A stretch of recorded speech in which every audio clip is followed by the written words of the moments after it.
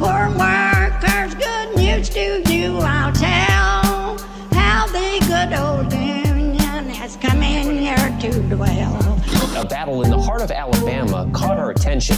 Coal miners in one community, they've been on strike now for months. Working as long as 12 hours a day, 7 days a week, in some of the most dangerous conditions.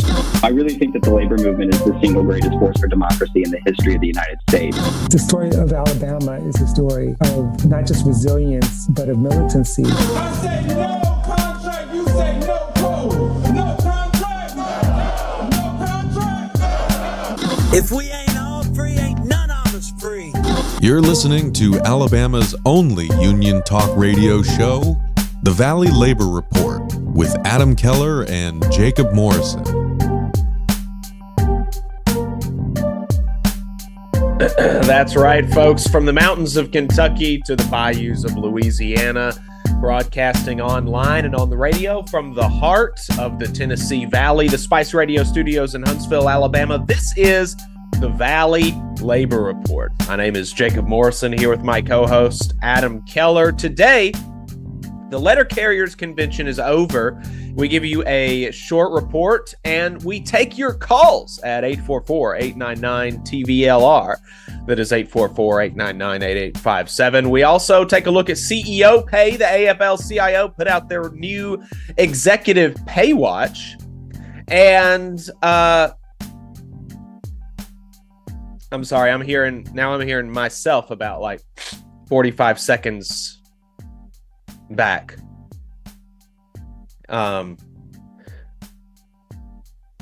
Well, Jacob, I can take it from here if you want. Yeah, go ahead. Yeah, we've got Attorney General Steve Marshall actually wants you to make less money, so we will be talking about that later in the show. All that and more on today's Valley Labor Report. Please excuse any technical difficulties today. My co-host Jacob is feeling under the weather today, is reporting from home, so we are dealing with, Zoom and all those lovely things. So we're doing the best we can. Really appreciate your patience today, but we got a good show, a lot to talk about. And like Jacob said, we've got a phone number. The line is going to be open today. We're really interested in hearing from letter carriers. You can call 844-899-TVLR. That's 844-899-8857. And of course, throughout the week, you're welcome to leave us a voicemail. We really appreciate those. If you haven't gotten enough of us by the time we wrap our time here on the show today, or if you just want to see what we're up to throughout the week, you can, of course, find us online pretty much anywhere you can find anything online. Just search for the Valley Labor Report. And a reminder that your support keeps us on the air. Our largest single source of funding comes directly from our listeners. If you'd like to be a sustaining member of the project or just make a one-time donation, you can go to tvlr.fm/donate. We also are on Patreon, patreon.com/The Valley Labor Report if you prefer to donate that way. And we have hats and shirts and all kinds of good stuff on our shop. Again, that's tvlr.fm. And if you are a member of a union, definitely talk to your union about sponsoring the show. We couldn't do the show without the locals and internationals and other labor organizations that provide advertising on the program. We really appreciate their support. So reach out to us if you're interested in doing that. And let me add a disclaimer that any viewpoints or opinions expressed in this program belong solely to their author and do not necessarily represent any organization or sponsor. We welcome all of our listeners, whether you're on YouTube, Facebook, Unclaimed Mysteries Internet Radio, WVNN, WZZA, WHIV, WMMT, or through your favorite podcast app. We are proud to be part of the Labor Radio Podcast Network and encourage our listeners to check that out. And finally, as most of you know, we are not media professionals, and you will probably realize that today, but that's okay. We are diehard union brothers, and we believe that Alabama and the South's labor movement deserves a bigger platform, deserves a bigger voice, and we're hoping our project can make a difference on that front. We can't do it without you, so we really do appreciate your support, and we thank everyone for tuning in, whether you're a loyal fan or a first-time listener. We appreciate you spending some time with us this morning. And Jacob, are you with us? Are you back on and ready to go?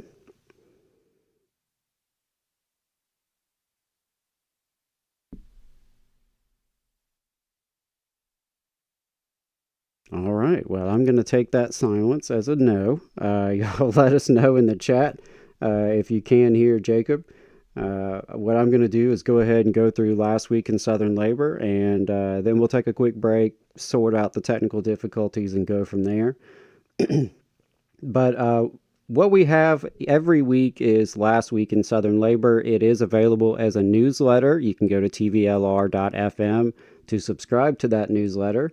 And we take a look at what workers in the U.S. South and the American colonies were up to throughout the week. So this is July 19th through July 26th. Or actually, no, it was just this past week, first week of August. So 34 workers at Wood County Electric Cooperative in Quitman, Texas, filed a petition to hold a union election with the International Brotherhood of Electrical Workers, IBEW, Local 738. 8 workers at Battleground, Texas, in Dallas, Texas, filed a petition to hold a union election with United Professional Organizers, UPO. 23 workers at Viola in Tampa, Florida, filed a petition to hold a union election with the International Union of Operating Engineers, IUOE, Local 30. 22 workers at Starbucks in Arlington, Texas, filed a petition to hold a union election with Starbucks Workers United, as did 10 more workers at a Starbucks in Clearwater, Florida. Workers likely pushed by their employer filed a petition to decertify the Transport Drivers Union of Beverage Products Corporation as the union representing the workers at PepsiCo Beverages North America in Tulsa, Oklahoma. That was an interesting filing. I would love to know more details about that. 11 workers at Builders First Source in Shelbyville, Kentucky, filed a petition to hold a union election with the Teamsters Local 89. 16 workers at Cisco, South Florida, and Medley, Florida, filed a petition to hold a union election with the Teamsters Local 769. 8 workers at Reliable Automotive in Springville, Missouri, filed a petition to hold a union election with the International Association of Machinists and Aerospace Workers, IAMAW, District Lodge 9. Onboard rail workers at Brightline, Florida, are filing cards with the National Mediation Board to unionize with the Transport Workers Union of America. Just so you know, they are under the Railway Labor Act. Moving on to election results, just to let y'all know, we had some issues this week collecting election results. There was some kind of error on the National Labor Relations Board website. Tried downloading the data a couple different times. It just didn't work. So if you would like to know the election results from union campaigns over the past week, you're definitely going to have to check out our website, tvlr.fm. We'll have this up by middle of the week, and you can check that out. But one update we do have on elections is that every adjunct professors union in the state of Florida has been decertified after they failed to retain 60% membership and were unable to garner the signatures to refile. That's 8,000 workers now without their union rights and who no longer have the protections of a CBA. St. Pete College, for instance, confirmed to the Orlando Weekly that their contract with the union was now, quote, null and void. So some really depressing news coming out of Florida. Tough to hear that. Moving on to settlements, grievances, unfair labor practices. The Teamsters won the right to picket at Amazon's Northern Kentucky Air Hub after the company tried to bar them. Teamsters Local 391 celebrated getting a UPS driver's job back with back pay following a wrongful termination. And an NLRB administrative law judge found that the ACLU illegally terminated an employee for protected concerted activity after wasting 2 years and over $1 million in donor money. They can still appeal further, but hopefully they will come to their senses. The union representing the worker, the Nonprofit Employees Union, NPEU-IFPTE, released a statement saying that the ruling is significant. Moving on to strikes and bargaining for the week. Communication Workers of America, CWA, is in negotiations with AT&T in both the southeastern region and the West. In the West, the union and the company reached a tentative agreement last week. In the Southeast, they're still negotiating, and the contract actually expired a week ago. Workers are continuing to work under an expired contract, but have voted to authorize a strike if necessary. The Southeastern Agreement covers 15,000 workers. Workers at the National Audubon Society, unionized with the Bird Union, CWA Local 1180, voted to authorize a strike after the company has bargained in bad faith and unilaterally changed working conditions. The Teamsters kicked off negotiations with United Airlines, where the union represents some 10,000 aviation maintenance and related craft workers. They are demanding industry-leading wages, a faster timeline for reaching the top pay rate, improved healthcare benefits, and higher safety standards. The union is getting a jump start on bargaining by opening the contract 4 months before it becomes amendable. Teamsters Local 322, representing custodial and plant workers in Virginia, got a new contract with a 22% increase in wages. Nursing home CNAs at Aspire Health Group in Orlando, Florida, unionized with 1199 SEIU Florida, held a rally saying that the company's disinterest in staffing level improvements wasn't going to cut it. The International Longshoremen's Association issued the required 60-day notice to the major carriers that they would not be extending the contract at South Carolina ports past the September 30th expiration date, ratcheting up the strike threat. Reportedly, the union is asking for an 80% wage hike over the 6-year life of its next contract. And final update here, registered nurses at Mission Hospital in Asheville, North Carolina, unionized with the National Nurses United, held an informational picket last week to pressure management to agree to their demands in negotiations. They have been working under an expired agreement for over a month. Moving on to political and legislative updates, the AFLCIO released its annual CEO Paywatch last week. This year, it revealed that CEOs made on average 268 times the median worker's pay. And we'll talk a little bit more about that later. Alabama Attorney General Steve Marshall filed suit with 14 other attorney generals to prevent undocumented migrants from getting health insurance through the ACA. Marshall hasn't been as public about this, but he also filed suit against the Department of Labor to prevent 66,000 Alabamians from benefiting from the new overtime rule. And we'll talk a little bit more about that in a moment. The American Federation of Government Employees, AFGE, released a statement on the Federal Relations Authority finally being fully staffed, saying Ann Wagner's confirmation is good for workers. In internal union affairs, a CWA AT&T worker administered CPR to a woman who was technically dead for 4 minutes, but the CPR kept her brain oxygenated, likely saving her life. And finally, UE Local 150, a union representing city, state, and manufacturing workers in North Carolina, is holding its 13th biennial statewide convention. All right, so that was it for last week in Southern Labor. If we missed anything, definitely let us know at tvlr.fm. And Jacob, are you back with us? I am, yes. Yeah. So I realized that I had a couple of tabs open on my computer, and that's the issue. So I was hearing the program back from the YouTube.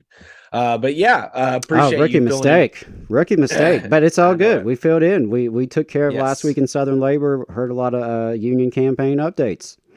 Absolutely. Appreciate you stepping in for me there. We're going to go ahead and take a break really quick. Like he said, I am sick, so you'll have to.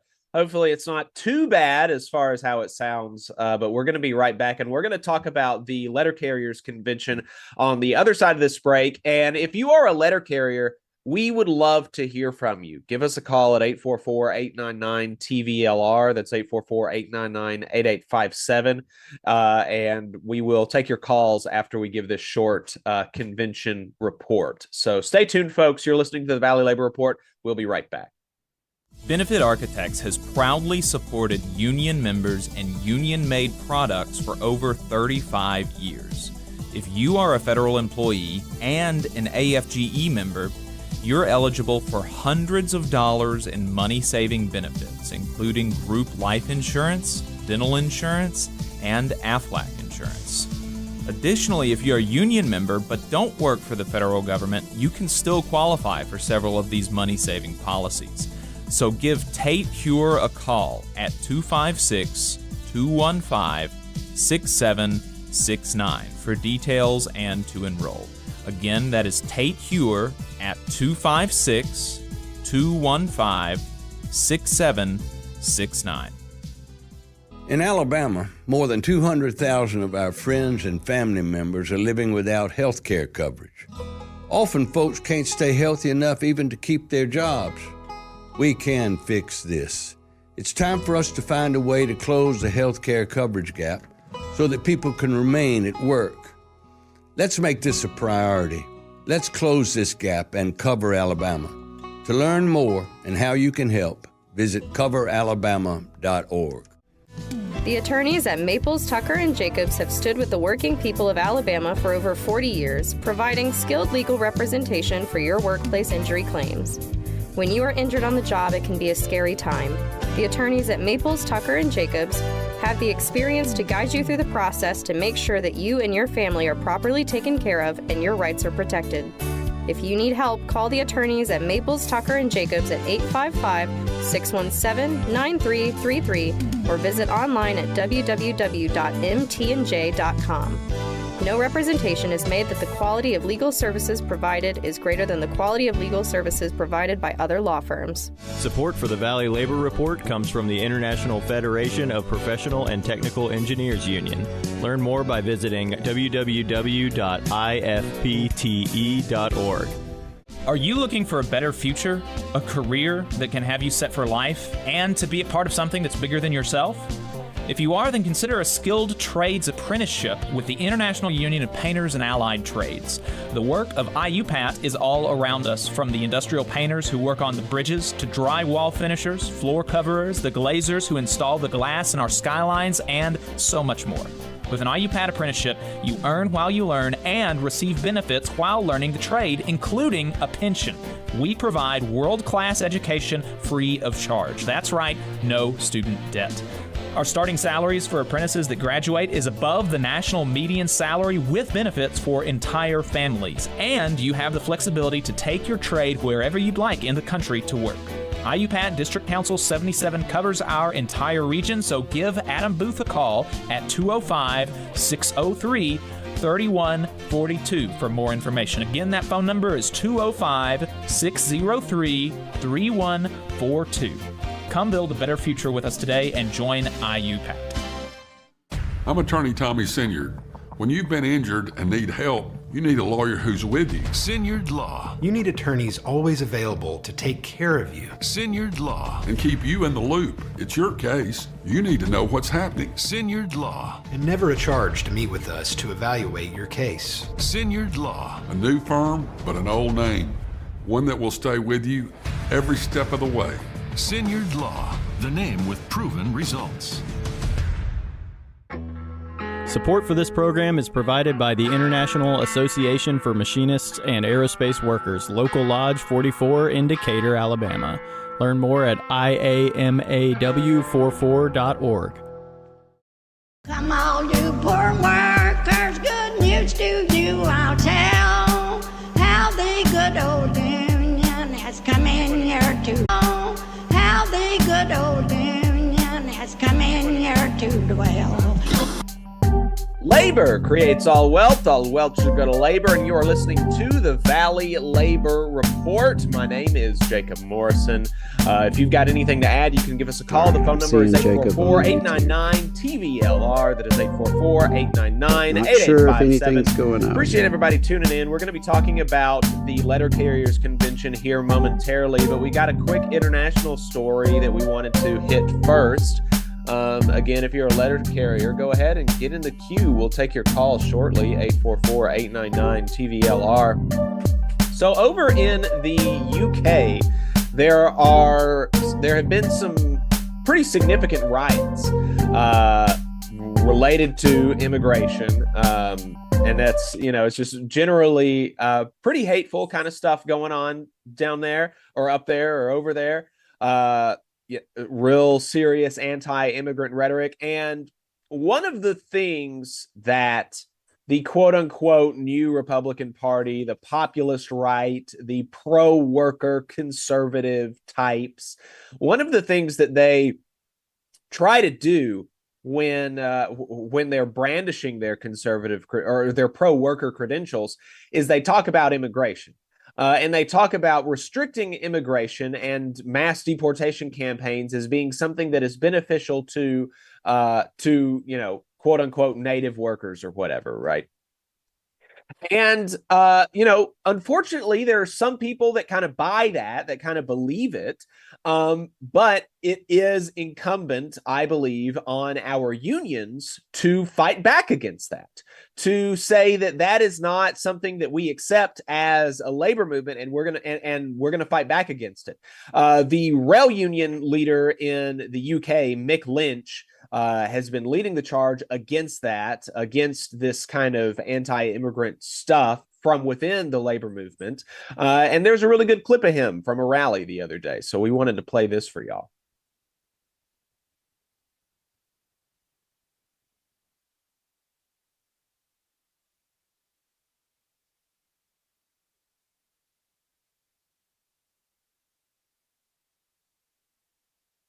No, this is the, yeah, that's the MrBeast one.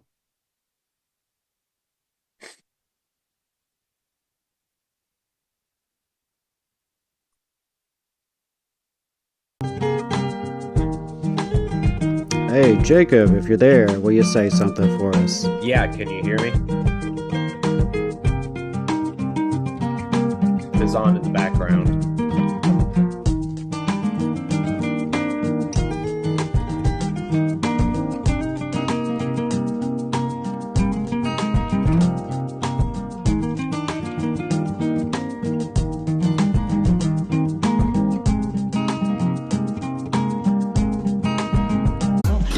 Let's try this again, folks. You are still listening to the Valley Labor Report. My name is Jacob Morrison. My co-host is Adam Keller. Hopefully, we do not have any more catastrophic crashes today. I don't know what's going on.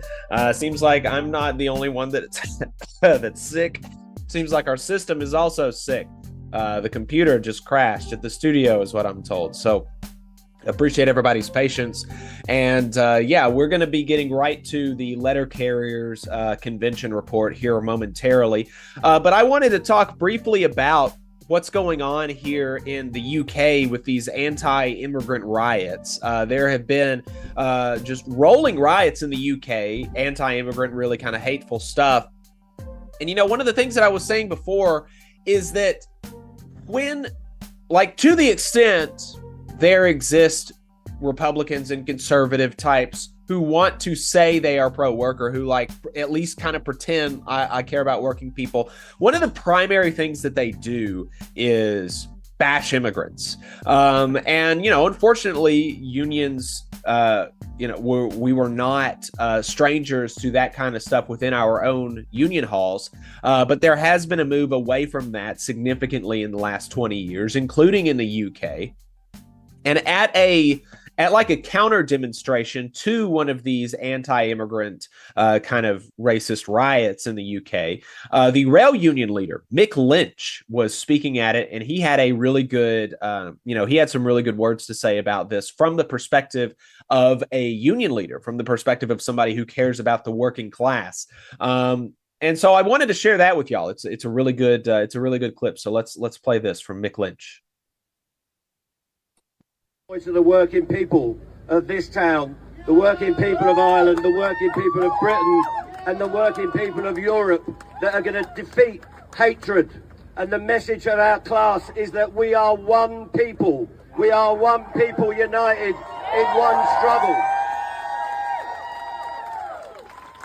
We have to fight these fights in every generation. The great British socialist Tony Benn said, there is no final victory. There is no final defeat.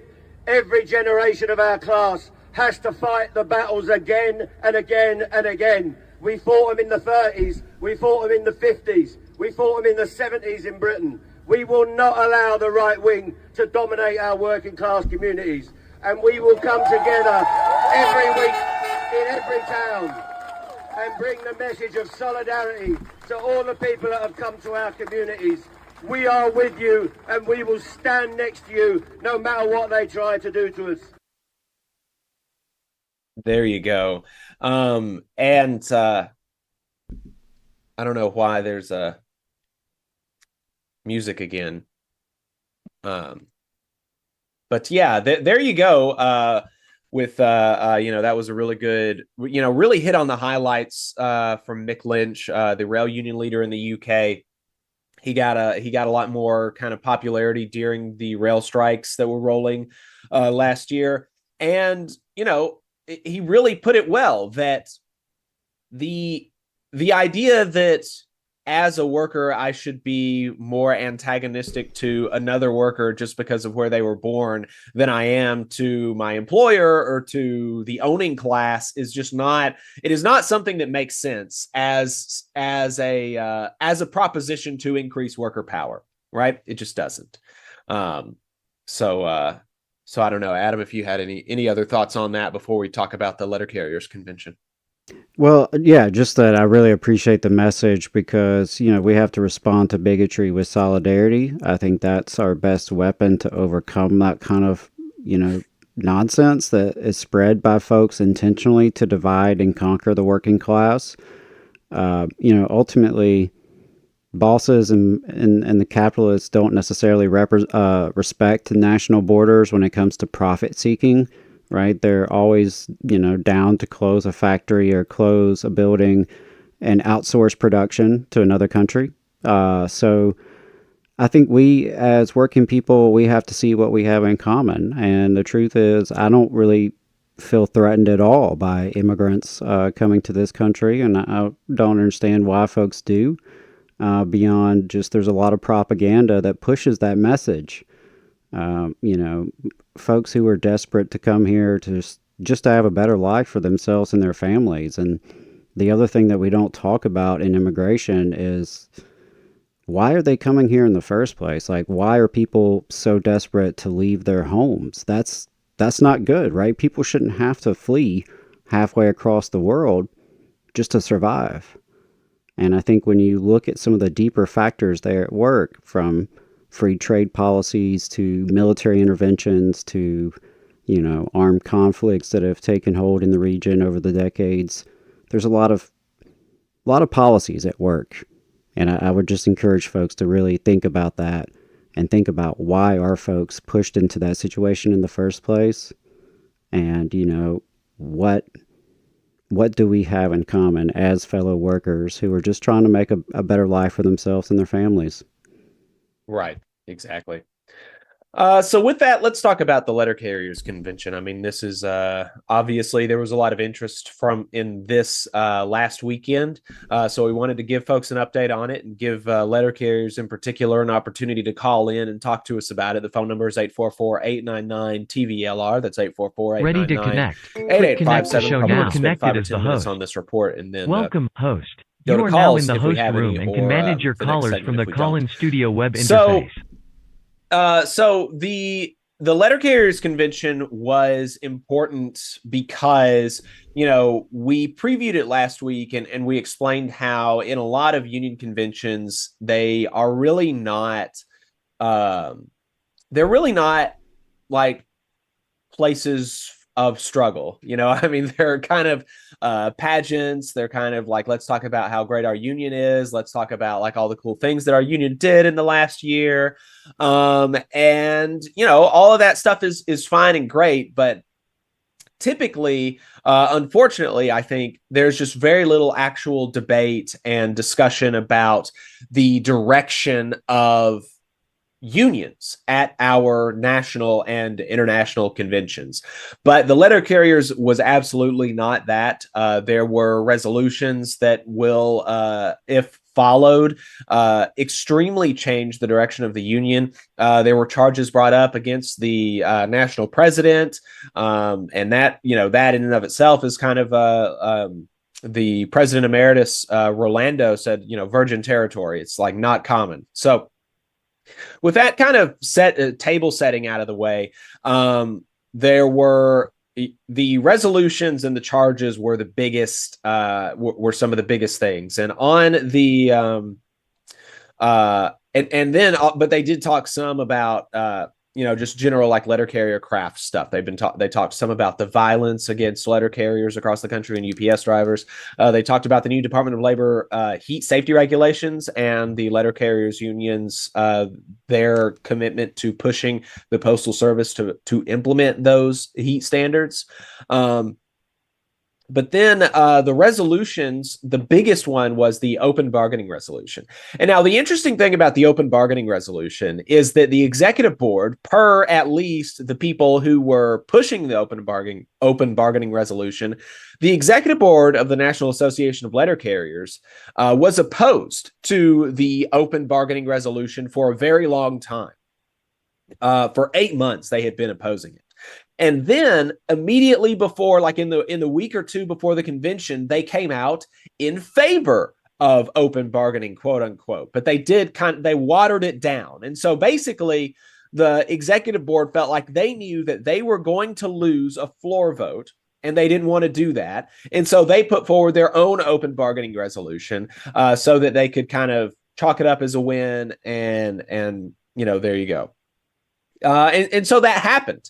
The open bargaining resolutions that passed at the Letter Carriers Convention do require the union now to give regular and meaningful updates to the members about negotiations. They require the union to hold nationwide public rallies about the state of the negotiations. The convention did vote down side-by-side updates. But this other stuff is really, kind of meaningful stuff about open bargaining, especially when you're talking about having gone from totally closed bargaining and basically no updates. It really is, it really is a different kind of thing. So, Right. So I know that the Build a Fighting NALC are really happy about that, even if there were things that they would have liked to have seen that was not there. Still, ultimately, this is a really big win, and the Reform Caucus within the NALC is taking it as such. The other big thing at the Letter Carriers Convention was the charges against the president. There were 4 charges against the president, and the National Executive Board for the NALC voted not guilty previous to the convention on 3 of them, but guilty on 1. And so, but there were a bunch of members that were not satisfied with that. They wanted these charges to be heard and voted on at the convention. And so the convention did have a motion to overturn, and then also, members made known that, we're going to put this motion forward at the convention to reopen these cases. But President Renfro, the president of the National Association of Letter Carriers, he made a ruling that the people bringing these bringing this motion didn't have standing to appeal decisions, and so before the convention could even hear the charges, the convention had to discuss a motion to overturn Renfro's ruling that they don't have standing. Right, so you basically have to vote to be able to vote. And that's what they did. And the convention voted 2,221 to 1,596 to overturn President Renfro's ruling.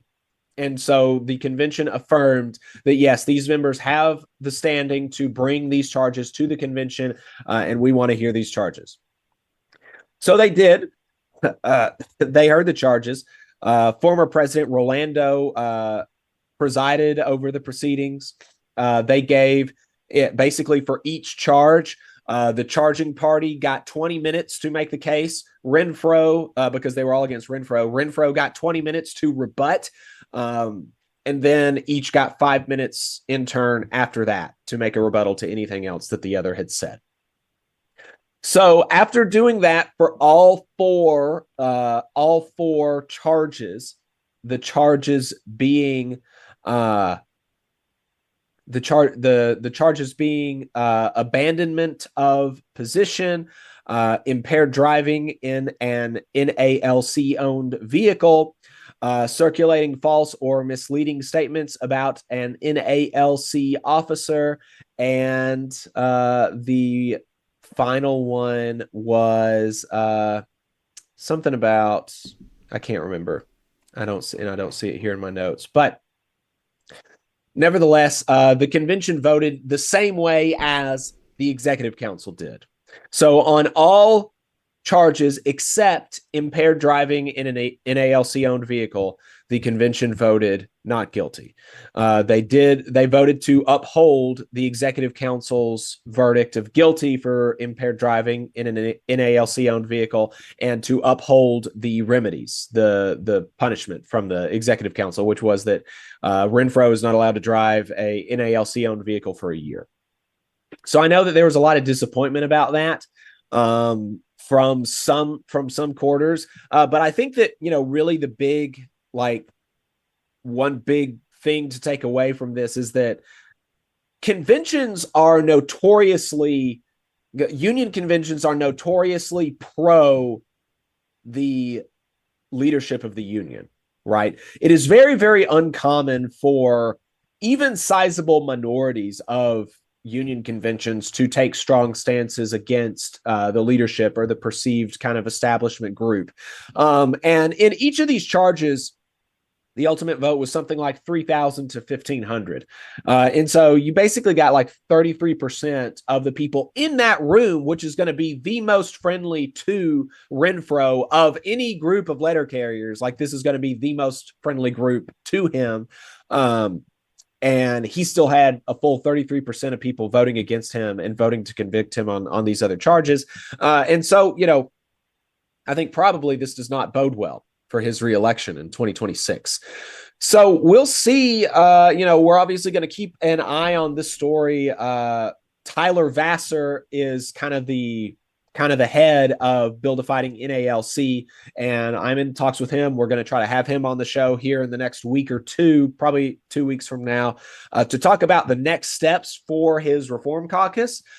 He talked at the convention about, forming chapters across the country, coming up with a game plan for the next 2 years. And then Corey Walton is affiliated with the Concerned Letter Carriers, who are running a slate of people to challenge the current leadership in the union.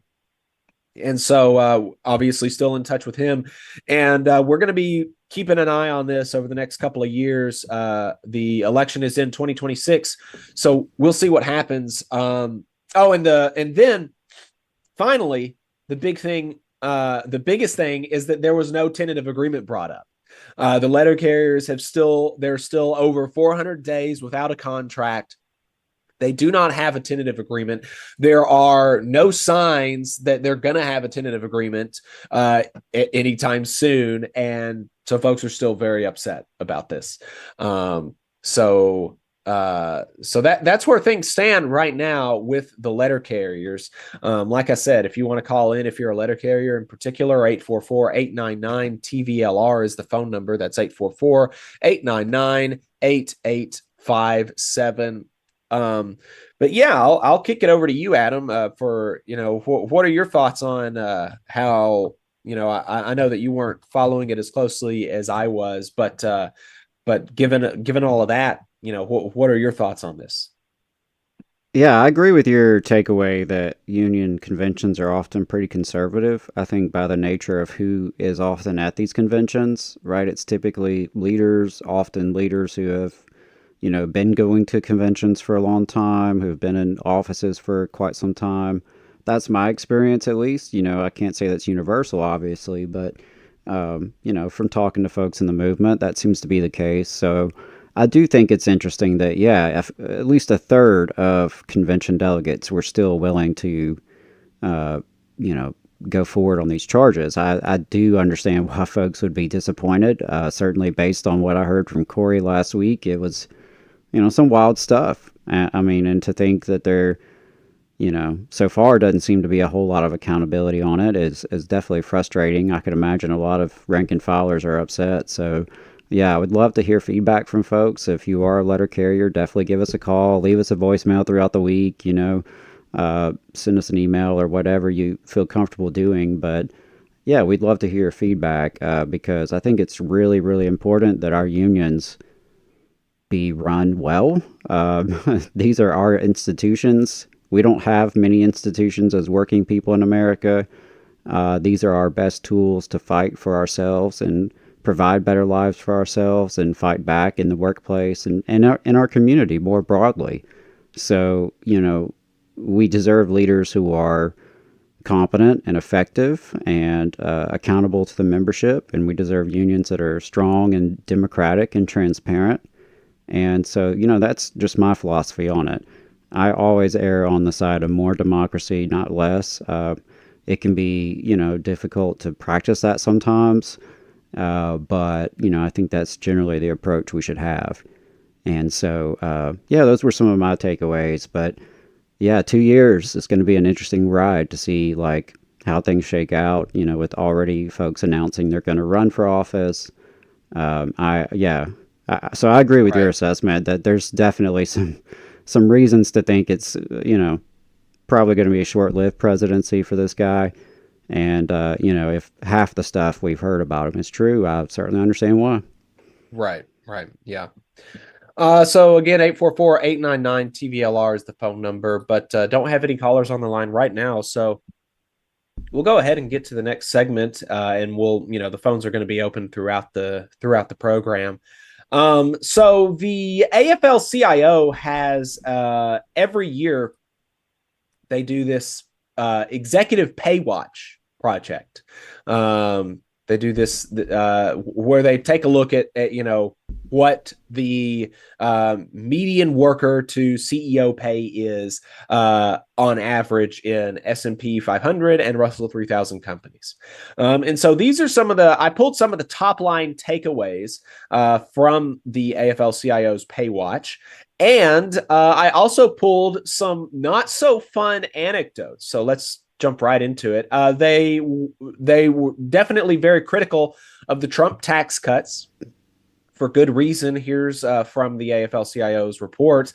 The 2017 tax cuts that primarily benefited corporations and the wealthy during the Trump administration remain in place, costing an estimated approximately $2 trillion over 10 years.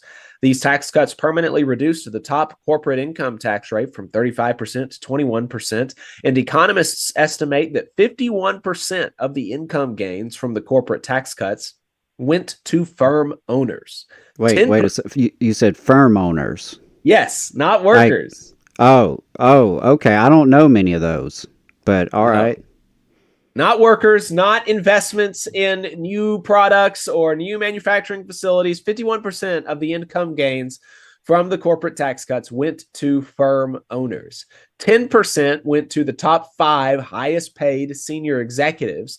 38% went to the top 10%, and 0% of the wage gains went to the bottom 90% of workers. Wage gains from the Trump tax cuts. Not great. In 2023, S&P 500 companies repurchased almost $800 billion in shares, stock buybacks. That is a financial engineering practice that increases earnings per share that is used in many CEOs' incentive pay plans. The Institute for Policy Studies notes that the money used for stock buybacks could instead be reinvested by companies to create good jobs, and has called for a ban on stock buybacks for companies receiving federal grants under the CHIPS and Science Act. Again, that's just totally a no-brainer. And stock buybacks used to be illegal. It was considered illegal market manipulation to buy back stocks. But then, Reagan happened, and basically, the source of everything wrong in this country.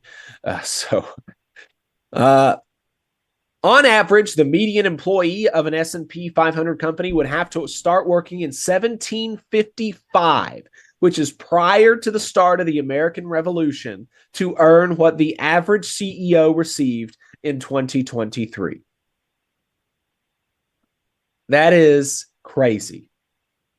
And that is while in 2023, commodity prices that companies pay fell by 3%, while consumer prices rose 3%, boosting corporate profits and CEO pay. Wait, so I just want to make sure I got this straight. It sounds like the materials, like the raw materials that the companies purchased, actually decreased in price, right? The so-called supply chain issues that we've been hearing about. So their materials went down, and I guess they could have passed that on to consumers or to the workers, but they actually rose prices. They increased prices. Oh, Yes. okay. Yep. All right, just making sure I'm tracking. Yep, that's what happened.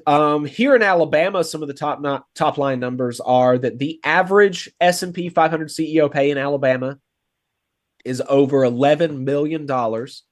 The average Russell 3000 CEO pay is over $5 million. The average worker pay is $53,000. The S&P 500 CEO to worker pay ratio in Alabama is 213 to 1.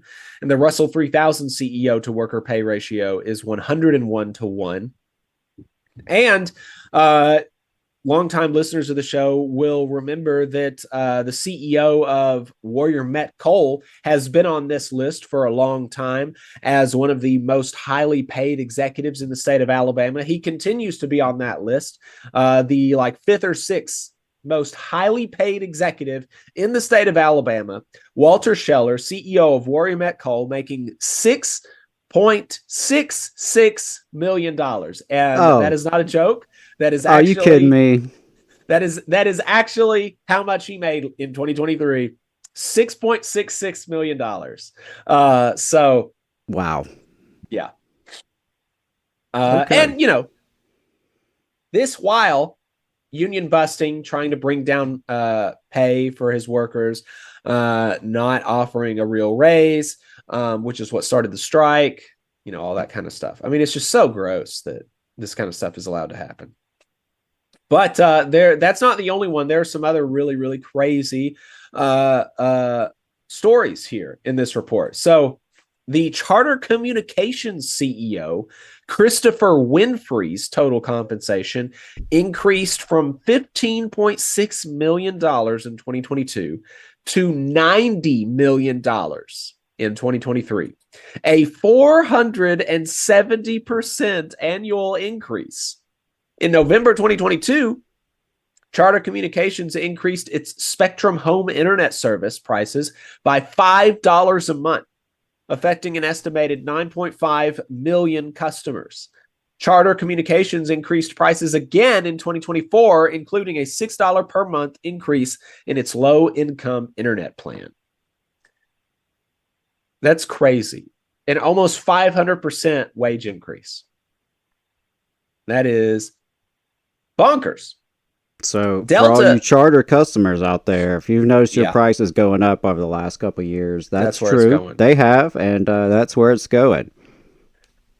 Delta Airlines CEO Ed Bastian's total compensation increased from $9.6 million in 2022 to $32.2 million in 2023, a 256% annual increase.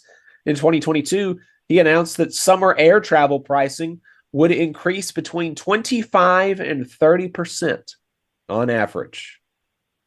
Delta also increased its checked baggage fees by $5 in 2024. Johnson & Johnson CEO Joaquin Duato, his total compensation increased from $13 million in 2022 to $28 million in 2023, a 117% annual increase. Johnson & Johnson has sued to block the implementation of the Inflation Reduction Act's Medicare drug price negotiation program that will reduce drug prices. The company's pharmaceutical subsidiary, Janssen, claims that while list drug prices are going up, its net drug prices have fallen due to increased insurance company negotiated discounts, but that patients do not always benefit from these quote-unquote lower prices. Starbucks CEO Laxman Narasimhan. Her total compensation increased from $8.8 million in 2022 to $14.6 million in 2023, a 66% annual increase. Starbucks has increased its prices several times in recent years, with the cost of a venti-sized cup of coffee reportedly increasing 20% in some locations between 2021 and 2022. In 2023, Starbucks also doubled the amount of purchases required to earn rewards under its loyalty program. The median worker to CEO pay ratio at Abercrombie and Fitch is 6,000 to 1. a median worker from Abercrombie & Fitch would have had to have started working in 4000 BC in order to earn what the CEO made in 2023. For comparison, the Great Pyramid of Giza was built at about 2500 BC. Mattel Inc. has a median worker to CEO pay ratio of 3,600 to 1. A median worker from Mattel would have had to start working in 1500 BC in order to earn what the CEO made in 2023. For comparison, the Poverty Point Earthworks was built in 1200 BC. Gap has a 2,000 to 1 median worker to CEO pay ratio. A median worker from Gap would have had to have started working in 137 BC in order to earn what the CEO made in 2023. For comparison, the Roman Colosseum was built circa 80 AD. Crazy stuff there. Just pull up your bootstraps and work for a couple of thousand years. Why are folks not, I don't get it. Folks don't want to work anymore. Folks complain because we're working 40 hours a week. You could have to work a couple centuries, right? Right. What are you complaining about? It's a good thing. It's a good thing we're paying those increased prices so those CEOs can benefit from that. I know there's a lot of talk about inflation, but I don't know. Seems to me like inflation could be used as another word for price gouging, but just a thought. Exactly. We're going to take a break. We're going to be right back. We're going to talk some about Steve Marshall, and Adam has a message for teachers going back to school. Stay tuned, folks. You're listening to the Valley Labor Reports. In Alabama, more than 200,000 of our friends and neighbors are living without health care coverage.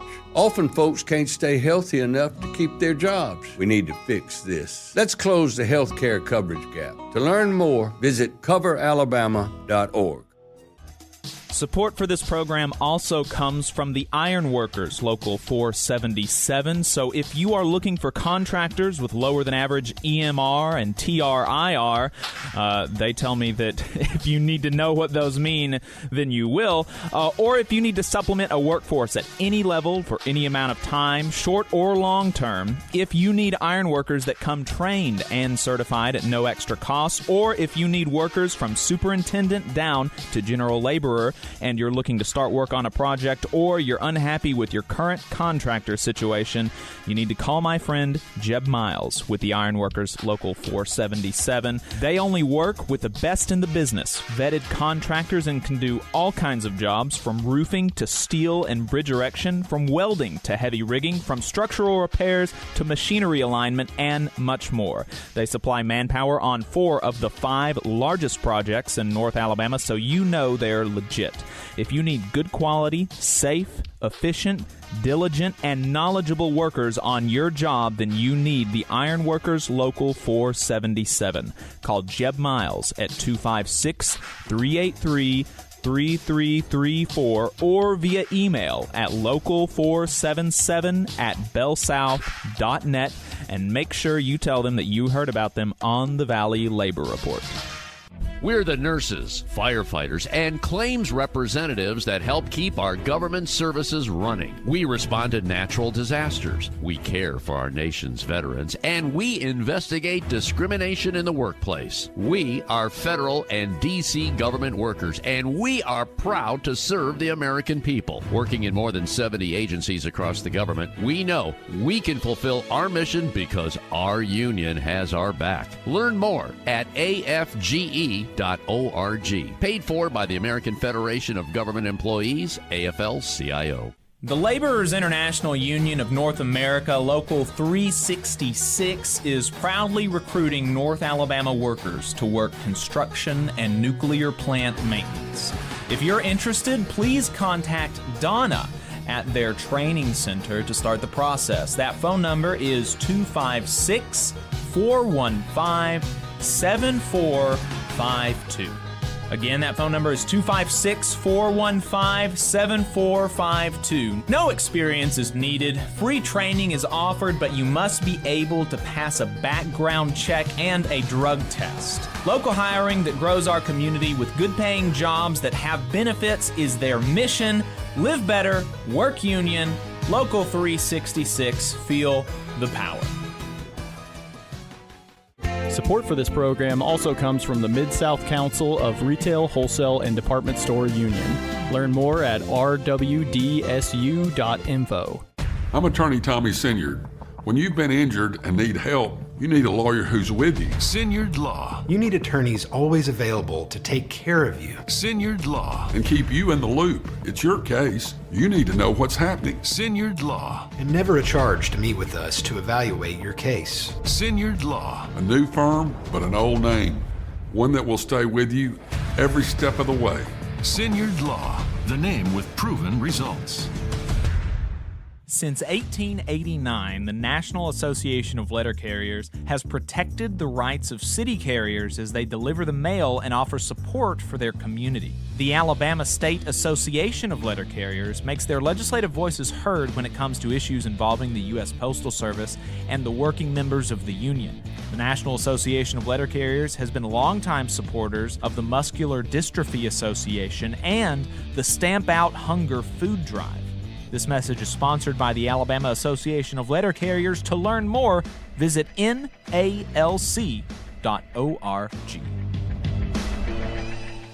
Come on, you poor workers, good news to you I'll tell. How the good old union has come in here to dwell. Alabama's only union talk radio show. This is the Valley Labor Report. My name is Jacob Morrison, here with my co-host Adam Keller. We are chugging right along. Again, the phone number is 844-899-TVLR if you would like to call in. That phone number is 844-899-8857. Appreciate everybody's patience with us and your charity with me, I guess you could say, as I deal with a cold.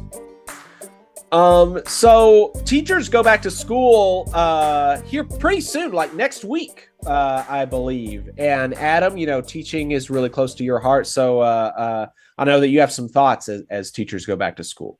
Yeah, absolutely. In fact, a lot of school systems in this area already started. My daughter's back in school, and I know a lot of schools across the area have already started. So we just want to send our love and solidarity to all the education workers and students out there. Hope y'all have a great school year. The work you do as educators is really important. You can make a difference in the lives of young people. Unfortunately, you're often not put in a position to be as effective as you could be. And the only way things are going to get better is through the power of solidarity and organizing. Alabama's 2024 legislative session saw some of the same struggles we're seeing across the South and the rest of the country, such as battles over race and gender and sexual identity, and battles over voucher programs for private schools, which has been a long-time project of the far right. As in much of the South, public schools in Alabama are inadequately and inequitably funded. Meanwhile, Alabama lawmakers are putting public school dollars into private pockets through the so-called Accountability Act and now the Choose Act. Educators in Alabama have less rights, less benefits, and less pay than educators in other states. Collective bargaining rights, paid parental leave, enforceable class size and caseload limits, reasonable planning time, and on we could go. A coalition of cranks and cynics are criminalizing teaching the truth while spreading misinformation that educators are indoctrinating and grooming kids. Meanwhile, various forms of bigotry are still too common in our public schools, however quote-unquote woke they are supposed to be according to this nonsense being spread. Alabama's public schools are graded according to metrics largely reflecting poverty and other socioeconomic factors. Meanwhile, Alabama lawmakers don't try to help poor and working-class people. Quite the contrary. For everyday people, our state's quality of life ranks among the worst in the entire developed world. And yet some folks want you to believe that the poor rankings of our schools are a reflection of the teachers inside rather than the society surrounding the schools. If you're serious about improving academic achievement in this state, you better be serious about addressing poverty and the other social ills we expect our educators to fix. Our lawmakers proclaim to support family values. Yet in 2024, despite a proven program, we still don't have universal pre-K. Our state does very little when it comes to early childhood education and doesn't even provide high-quality child care to education employees as a benefit, much less working families more broadly. The first few years of a child's life is critical to their development, but you wouldn't know that based on Alabama's policy choices. This lack of support has detrimental consequences that are long-lasting. And despite significant federal money available, too many of our schools still don't have universal meals. Can we at least agree to make sure all the kids are fed? Isn't that pro-family and pro-life? Now, I know some folks say that throwing money at the problem won't help, as if we've ever really tried that. It costs money to fully staff schools and to recruit and retain those staff. We need smaller student-to-adult ratios in various ways, alongside smaller class sizes. Remember, the working conditions of educators are also the learning conditions of students, and improving these ratios provides significant benefits to both. We need more social workers, mental health professionals, special education staff, translators and English language learning staff and resources, math and reading coaches, counselors, librarians, along with after-school programs, summer programs, and other wraparound services. And I've probably left some stuff out. Yet this takes money. But these investments would not only immediately create decent jobs across all 67 counties of this state and boost local economies from the bottom up, the investments in our youth would pay dividends for generations to come. And I hate to use such market language, but I know that's how most of our lawmakers think. Educators need other supports as well. They need real professional development based upon their needs and driven by their input. And yeah, they should be paid for it. We need to ensure folks are entering the education professions with generous grants and scholarships for folks willing to work in our schools after graduation. And we need to significantly improve mentorship and professional support programs and proactively invest to retain employees rather than have to spend money replacing them. And on that note of retention, let's take a moment to acknowledge there's too many educators out there who are being bullied or micromanaged by supervisors. There's too many folks in the higher paying management jobs who aren't doing their jobs well. And it's not lost on me that this majority female profession is expected to sacrifice for the children in ways we'd never expect other workers. From the out-of-pocket supplying of the classroom to the countless hours off the clock. Educators need the voice and protections of collective bargaining, and they need advocates and lawmakers willing to loudly, boldly speak this truth. And while we're expanding democracy in our schools, let's not forget public schools belong to the public, and we need to ensure school districts are transparent and engaging democratically with the communities they serve. At the state level, we need to fix our outdated funding formula for a more equitable distribution based on student needs. By the way, we came close to doing this decades ago, but it was stopped by right-wing forces, including Jeff Sessions. You probably almost forgot about that extremist, didn't you? And while moving to a more equitable funding formula, we need to make sure public school funding actually goes to public schools, rather than being diverted to pork projects or private schools, or unnecessarily locked away in multiple reserve accounts. You know, I haven't even really mentioned the support staff a whole lot yet, and they are critical to the functioning of our schools, yet too many are paid poverty wages across the state. And over the past decade plus, we've seen the spread of privatization, with districts outsourcing custodians, cafeteria workers, paraprofessionals, clerical staff, security guards, and more to temp agencies. These agencies collect their cut of profits at the expense of the workers, who lack the rights, healthcare, and retirement pension of school employees. And I've even seen these companies turn around and make donations to the school board candidates who vote on these contracts. We have to put a stop to this practice.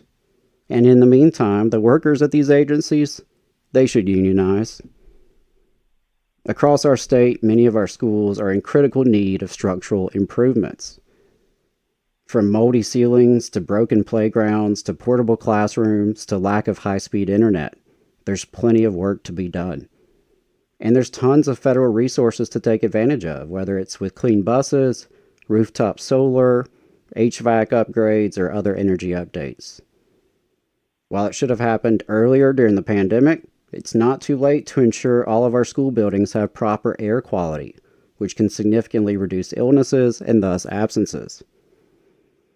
We can put folks to work making these much-needed upgrades, helping not just the students and educators, but again, local economies as well. We need to revise the bid laws to ensure school districts can hire quality union labor for this construction. I could go on, but I'll stop there. Despite folks bragging about successful legislative sessions and record budgets, this is the reality of our public schools in Alabama. The only way we change that and win these reforms is with people power, the same thing we need to change anything else. Our students, families, and educators deserve better. We, the people, deserve better. It's going to take people power to win what we deserve, which means educators organizing inside and outside the workplace, while building coalitions with the public, including the students. It's going to take us as parents, grandparents, and community members getting involved in these coalition efforts, pressuring decision makers, and taking collective action. We can learn from folks in other states in recent years, from CORE, the Caucus of Rank-and-File Educators in Chicago, to the Red for Ed movements across the country. We can learn from our own past, from the successful strikes in Scottsboro and Walker County decades ago, to more recent failures to defeat anti-education legislation. We can learn from the past to analyze our present and fight for our future.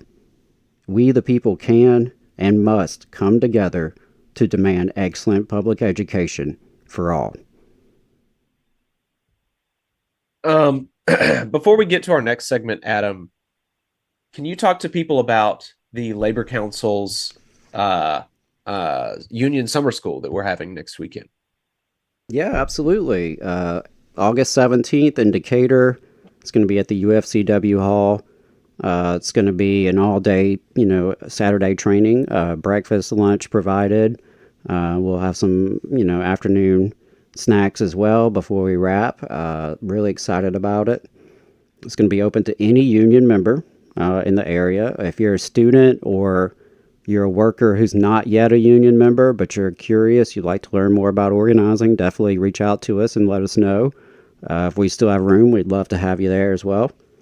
We're going to talk a little bit about Unions 101 in the beginning, just get some background knowledge, make sure we're all on the same page. And then we're going to transition into labor history and politics and political advocacy, talk about human rights and how that's been relevant to our movement throughout history and today.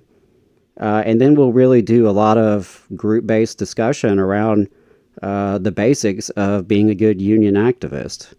Bargaining, negotiations, grievances, knowing your rights, stewards, of course, organizing. So really excited about it, looking forward to it. Appreciate the State Federation for their support. Appreciate the support of the council's delegates and, everybody's pitched in to try to make this happen.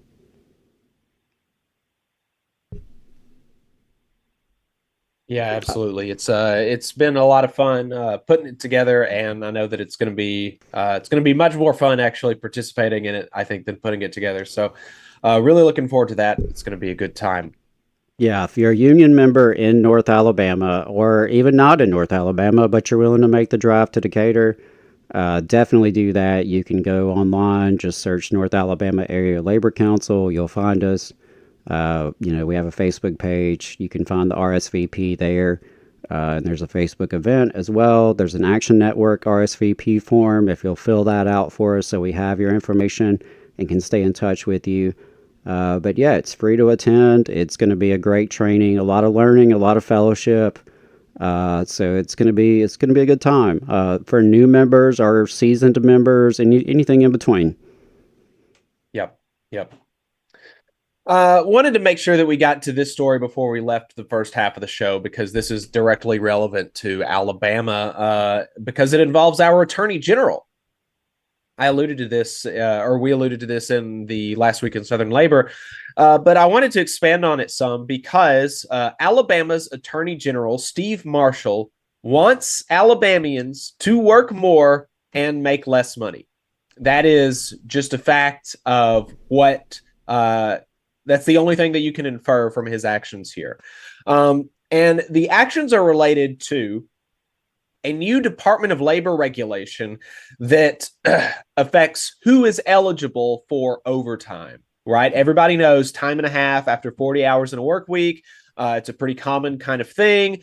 But you can be, everybody also knows that there are some jobs that you can be exempt from that. Particularly, you can be exempt from overtime pay if you are like in some sort of an executive or decision-making administrative role, right?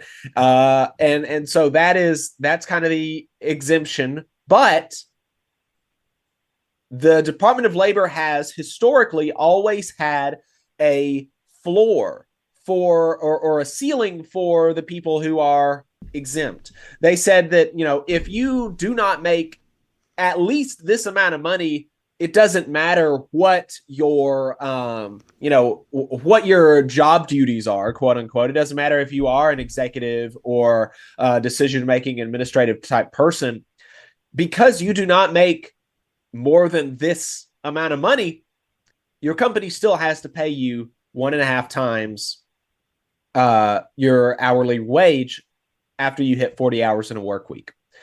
And so for a long time, that threshold has been approximately $35,000 a year.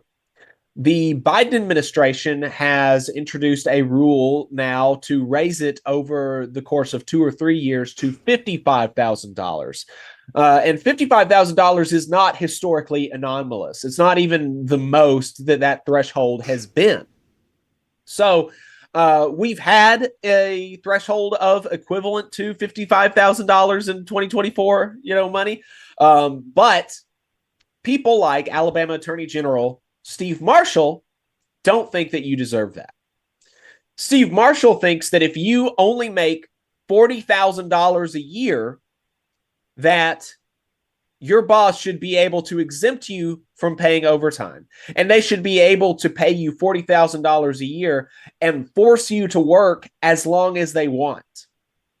Because he has joined an amicus brief with 14 other state attorneys general in support of Texas's lawsuit against the Biden-Harris overtime rule.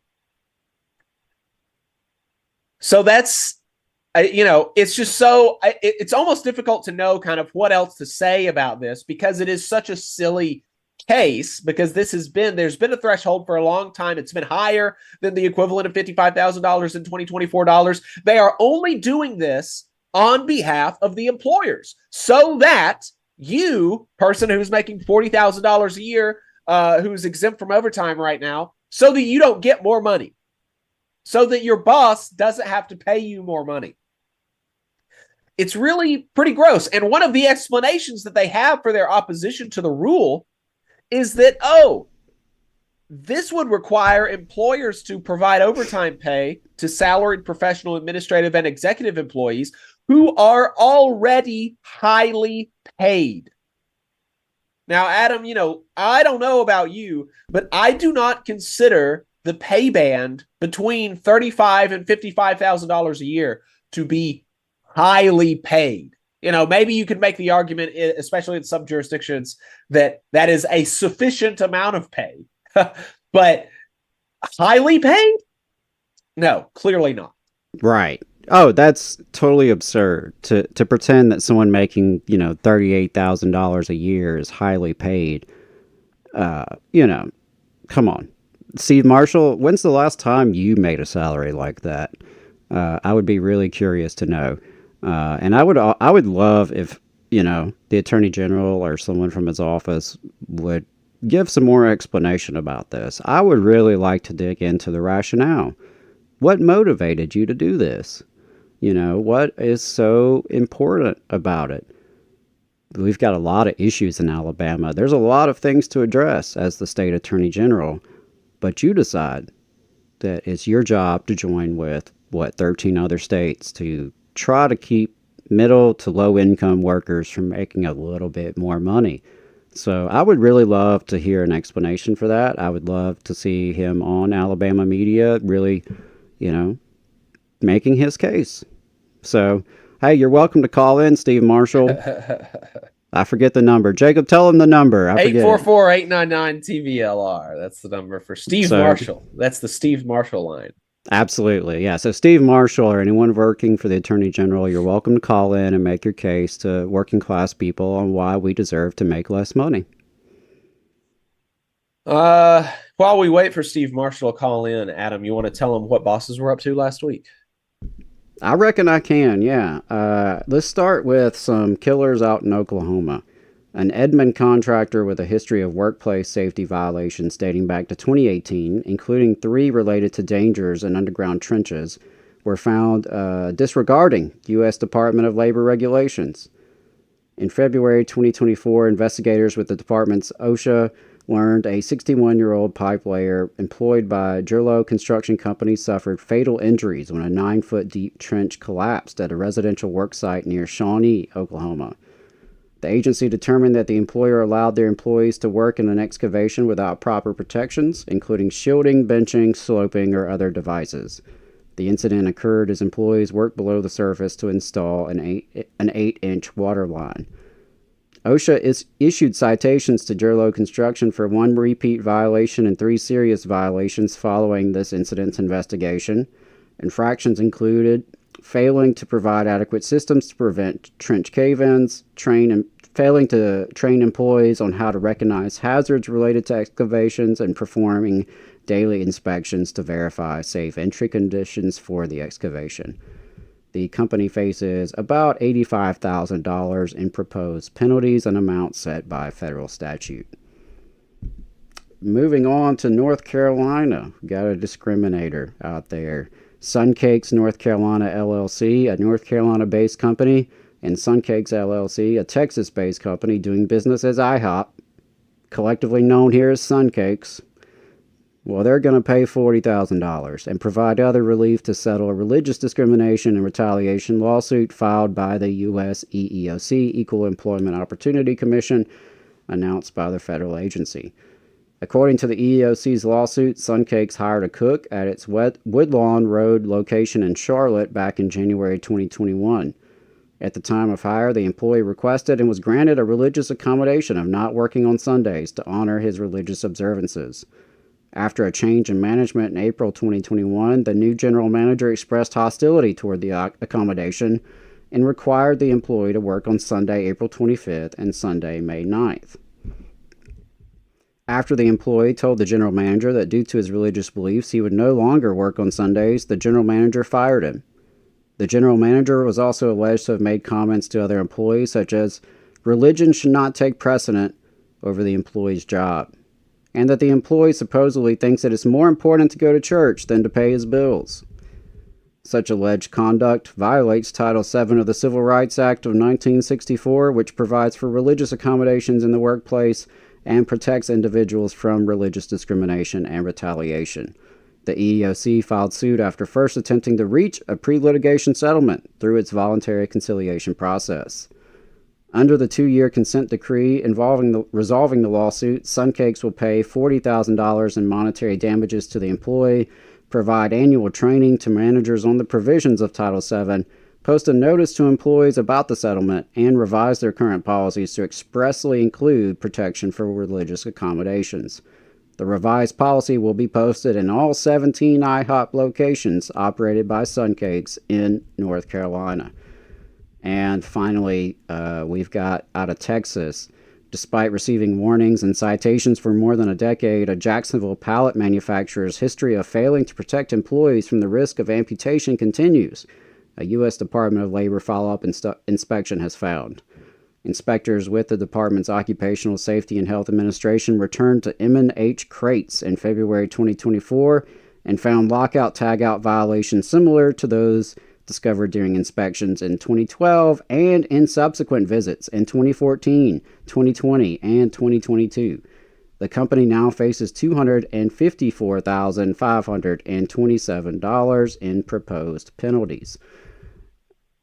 They had one willful violation and 12 serious violations related to unsafe machine operations, forklift drivers not using required seatbelts, fall hazards, workers not trained to understand or follow lockout tagout procedures to prevent sudden machine starts or movements. And that was just a sampling of some of the bad boss behavior throughout the week. I can promise you there was more. If you'd like to see more, you should sign up for our Boss Watch newsletter. You can find that at tvlr.fm. Definitely do that. And I'll bring us out with a couple plugs before I toss it back to you, Jacob. Again, the North Alabama Area Labor Council has our summer school on Saturday the 17th. Hit us up. We'd love to have you there. Just a reminder that labornotes.org/events is where you should check it out. You should check out for new online trainings and workshops. Labor Notes always has a lot of great professional development. Really encourage you to check that out. And let's see here. On this past week, Southern Workers Assembly held a Building Rank and File Power to Fight Fascism with Bill Fletcher Jr. You can go to southernworker.org/workerpower to find out more about that. And also wanted to plug Alabama Rise is holding its summer membership drive. So if you're not already a member of Alabama Rise, you can become one with a donation of any amount at alarise.org. Alabama Rise is the premier coalition fighting for poor and working folks in Montgomery, and it would be great to have your membership. I think that's all I've got for plugs this week, Jacob. I'll toss it back to you. All right, folks, that's going to be it for us today. We got a great second half of the program lined up for you. MrBeast is using non-union labor. We're going to talk about that. We're also going to be talking to Ari Bloom-Katz from In These Times about movement media and reacting to a debate between Hamilton Nolan and Sohrab Ahmari about the working class GOP. So it's going to be a lot of fun, folks. So if you're listening to us online, you can find us on Facebook and YouTube to hear the rest of the program. Otherwise, we'll see you next week. All right, folks, we are off the radio now. Appreciate everybody staying tuned. We're going to take a break really quick. We'll be right back with Overtime.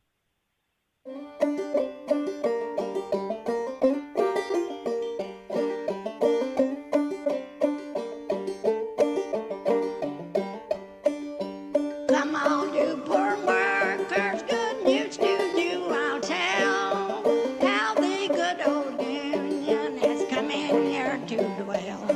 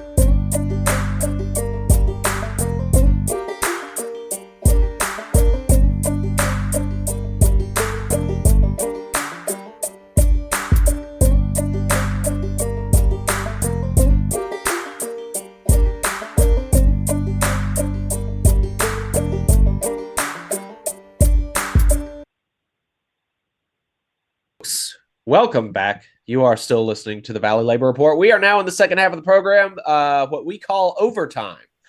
It's a whole second half of the program. We got some good stuff for you today. We're going to be talking to Ari Bloomkatz from In These Times, also talking about MrBeast, and Tim. We got some Tim Walz clips that are pretty good, and more. So 844-899-TVLR is the phone number. 844-899-8857. Let's start with this MrBeast thing. MrBeast is running a non-union and anti-union show right now, from all we can tell, reportedly, allegedly, all those things. And MrBeast is the most popular, I think he is the most subscribed to channel on YouTube or something crazy like that. He is absurdly, popular. A lot of folks watch him. And so Amazon gave him $100 million to do a game show. And so they're in the middle of filming that right now. And there have been some controversies around that. There's some controversies around people having seizures, not getting their medicine, their underwear being kept from them. Some other stuff has come out about MrBeast violating the Geneva Convention because he didn't let one of the challenges was so many days in solitary confinement or something, and they didn't turn the lights off, and so they didn't let him sleep, and apparently that's a violation of the Geneva Convention. So MrBeast doing war crimes, but allegedly. But that's our thing is our shtick is the union stuff, and there's a union angle here, and that is that most of the big production companies, even a lot of the reality TV shows, they have union production crews, and that's typically IATSE, the International Alliance of Theatrical and Stage Employees, and MrBeast has been reportedly trying to get around IATSE. Let's watch this clip.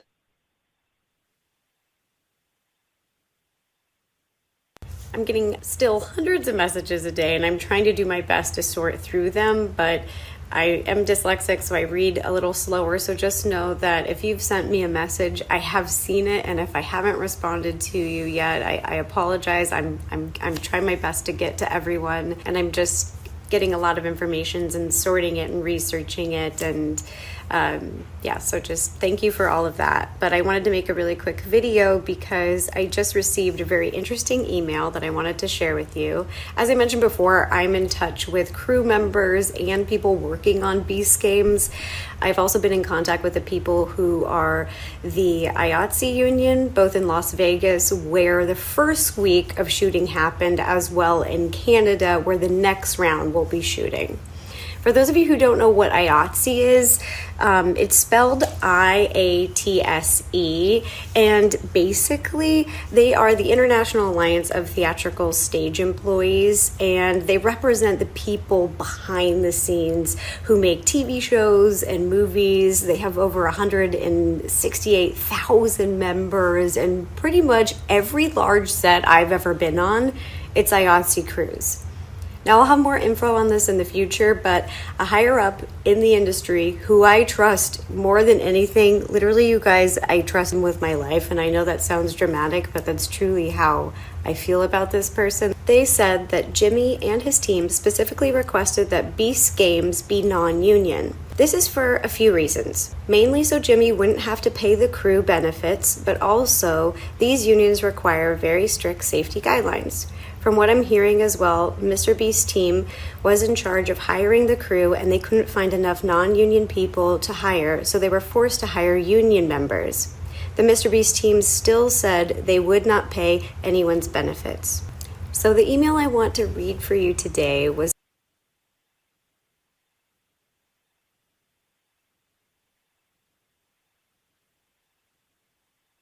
to a show, and he does not want to adhere to union safety standards. She's going to hit on some of this later on in the clip, but you know, like his whole personality, his whole shtick is like, I'm doing good for people. I'm like curing people's cancer, or I'm like, you know, curing their blindness or whatever. I'm giving them a bunch of money.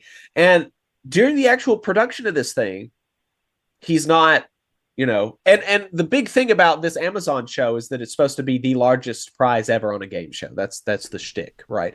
And it's just it's just so bizarre that you would want to try to skimp on something like this.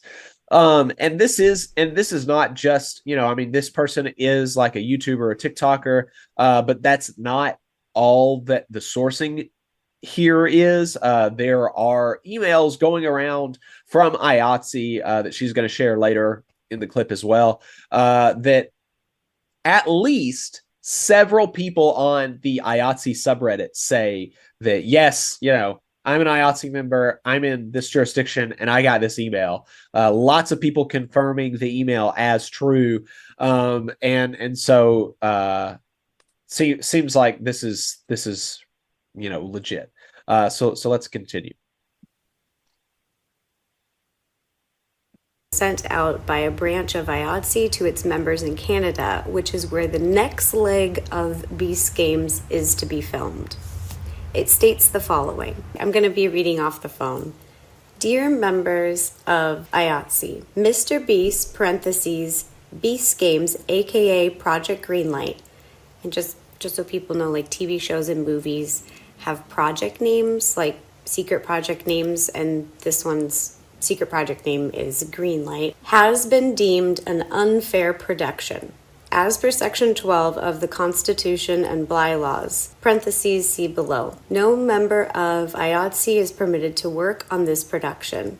Now this is Section 12, unfair job. No member of local shall work on any job that is declared unfair. For the purpose of these bylaws, any motion picture work taking place within the jurisdiction of IATSE that is not taking place under a signed collective agreement or letter of understanding with a local shall be considered unfair. A member refusing to leave a job declared unfair or which falls under the definition contained herein shall be expelled from the membership. So at a bare minimum, this shows that Jimmy never planned to make Beast Games a union show.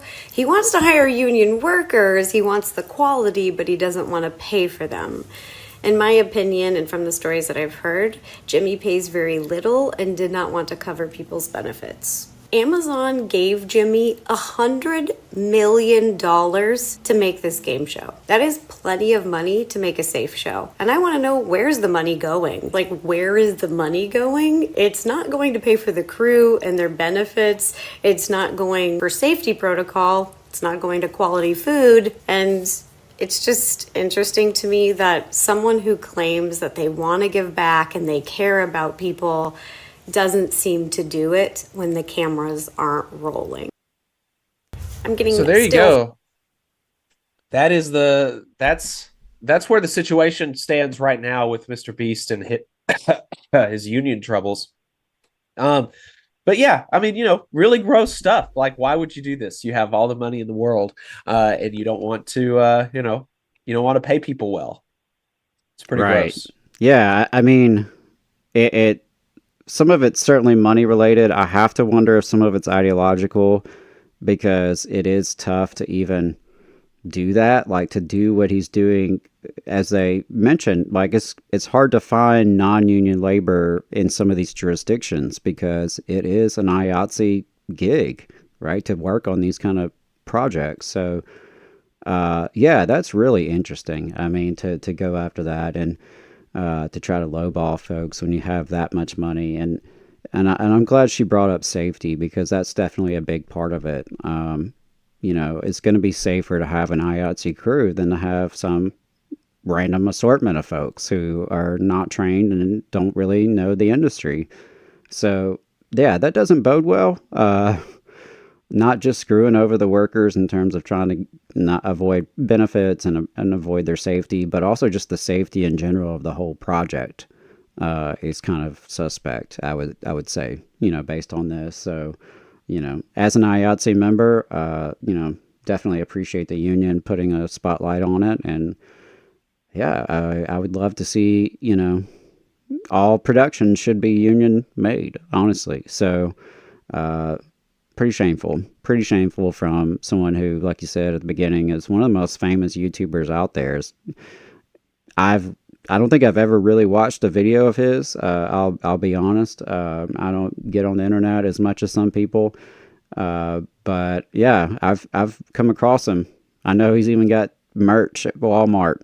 That's when you know you hit it in America, when you got Walmart merch. So, yeah, chocolate bars, all sorts of stuff out there. So, yeah, MrBeast has hit it big and is trying to avoid one of my unions, International Alliance of Theatrical Stage Employees. I don't appreciate it. We don't have Ari in the Zoom yet, so we'll go ahead and go to our next segment while we wait for him. Donald Trump was asked a really, really good question about rent, and like a really heartfelt question as well. I mean, this, like, I don't know. We'll play this clip and then we'll react to it because this guy really seems like, like, I'm having a hard time. I trust you, Mr. President. Like, what can you do? I mean, really pouring his heart out to this guy and expecting that the person on the other side cares. Let's listen to this. What are you going to do about bringing down the rent and things like that in the economy? Because out of 8 children that I'm a father and a stepfather to, 5 of them are struggling, and I'm giving them part of my income on a regular basis. How are you going to make the economy, not just the the food and electricity, but bring down the rent prices, the housing prices, so that these kids can survive and without their parents' help? Such a good question, Mr. President. You're right. I hear it very well. And I tell you, first of all, I love the people that you're with. I know that I must have at least 99, perhaps 100% of all of them. And I think they're incredible. We are going to drill, baby, drill. We're going to bring down the cost of energy. Energy is what caused the worst inflation, I think, in the history of our country. Food prices are up 50%, sometimes more. You look at bacon. Bacon is quadrupled. You can't order bacon. You can't order anything. We're living horribly. We have the worst inflation we've probably ever had in our country, and it started because of energy. We're going to drill, baby, drill, and then we're going to have China and all of these countries that were treating us good when I was there toward that. I mean, it took me a long time to get them to behave properly. All of these countries are going to, again, stop. Like 4 years ago, I could ask you, you were in great shape. You had low energy costs. You had low food costs. Everything was good. You could buy a house. You had low interest rates, 2% interest rates. You had gasoline at $1.87. Now it's $5. And by the way, going up very substantially. But you had gasoline at $1.87 a gallon. Nobody talks about that anymore. Nobody even can believe it's going to happen. It's going to happen again. We've got to get the energy prices down, and everything else is going to be tumbling down with it, the prices. Wow. Yeah. I mean, just totally not acknowledging, the real kind of suffering that this guy and the real issues that this guy is having. And, the immediate thing that he's like, oh yeah, these people support me. Isn't that great? I mean, just, I don't know, just so gross. And, no doubt that inflation on energy is an important part to the general economic woes, but he was talking specifically about rent. He was talking about rent, right? And there was just absolutely nothing there from Trump because he does, he doesn't care. He doesn't think about this kind of stuff.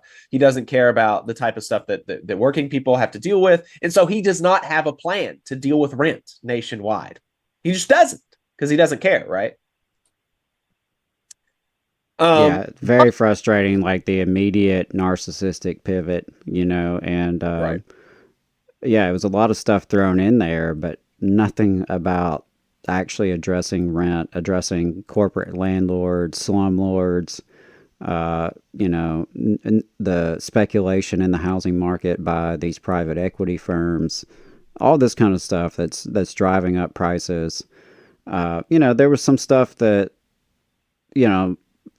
circled around the truth, right? There was enough like truthiness to some of the statements to maybe hit for some people, because it is true that food prices have gone up and gas prices have gone up, and so that, you know, that's accurate. But again, it's not rent. Right. It's not really addressing the matter at hand. Yeah, so it's always just bizarre to hear one of these clips from him. Yeah. And now, you know, look, obviously we're critical of Biden. We don't think he's perfect or anything even close to that. But, you know, he has recently come out with something about rent. Just like in the last week or two, he came out with a plan calling on Congress to pass legislation presenting corporate landlords with a basic choice: either cap rent increases on existing units to no more than 5%, or lose valuable federal tax breaks. So, you know, I mean, there's kind of like a interesting utilization of the strings that government has there. But on a nationwide level, you know, there is only so much that a president could do on his own. And that's a real thing, right? I mean, that is, you know, is that going to help all or even most of people's rent problems? No. But that's something. That is at least an answer. Yeah, I mean, I'll push back a little in the sense that it's 2024. I mean, it took you 4 years to work on this, and your big solution is I'm going to call on legislation from Congress. Well, I mean, let's be honest. How much legislation comes out of Congress, especially anything that remotely deals with checking the power of corporate influence? So, I mean, that's like a little like me saying that's my plan if I were president. I could also say that. Well, I'm also calling on Congress to do this. So we'll just see who gets their wish, you know, if me or Biden makes it happen first. But yeah, but to your point, it is a policy that's on the table that is at least, you know, in the right direction. So that's something. You know, yeah, so I will at least give that much credit. And I do think that, you know, housing is a complicated issue because it involves local, state, and federal government. And really, we need lawmakers at all levels engaging with it and checking the power of landlords and corporate influence. And there are some things that he is doing unilaterally. The Federal Housing Finance Agency is announcing new actions to protect renters in multifamily units financed by loans acquired by Fannie Mae and Freddie Mac. These protections apply to future loans acquired by Fannie Mae and Freddie Mac. I don't know what's going on there. Who have financed an average of $1.2 million multifamily rental units over the past 3 years. The protections include requiring a 30-day notice before the rent increases, requiring a 30-day notice on lease expiration, and providing a 5-day grace period before imposing late fees and on rental payments. So there's something, again, not super great, but there's something. But that leads me to the thing that is actually going to be like the solution for renters across the country. And somebody said it in the chat, Will Pina, the solution for high rent is tenants unions. And that's absolutely the case. So there's a recent article in these times called National Tenants Union Has Arrived by Rebecca Burns, that says that talks about a lot of the wins that tenant unions have had across the country over the last few years. So this paragraph in particular is pretty cool. In the last year, the Louisville Tenants Union in Kentucky passed far-reaching restrictions on public funding, contributing to gentrification in Louisville. The Kansas City tenants defeated a billionaire-backed stadium tax in Kansas City. Bozeman Tenants United banned new short-term rentals and elected one of their own as mayor in the Montana tourism hotspot. The Connecticut Tenants Union negotiated a collective bargaining agreement with one of New Haven's largest landlords. And Chicago's Not Me, We won ballot referenda backing a landmark anti-displacement ordinance covering the area surrounding the new Obama Presidential Center. So that's the kind of stuff that I really find a lot of hope in. Obviously, I think that as it relates to Trump and Biden, at least Biden has something of a answer, even though it's really kind of pitiful and not sufficient. But neither of those are going to be like salvific. The thing is, it's going to really change your conditions is coming together with your fellow tenants and doing a union about it. And so these 5 tenant unions from around the country convened on Tuesday to announce the launch of a new national organization to take on the power of multi-state real estate capital. The Tenant Union Federation marks the first major national effort at tenant organizing in 40 years. So that's an exciting development.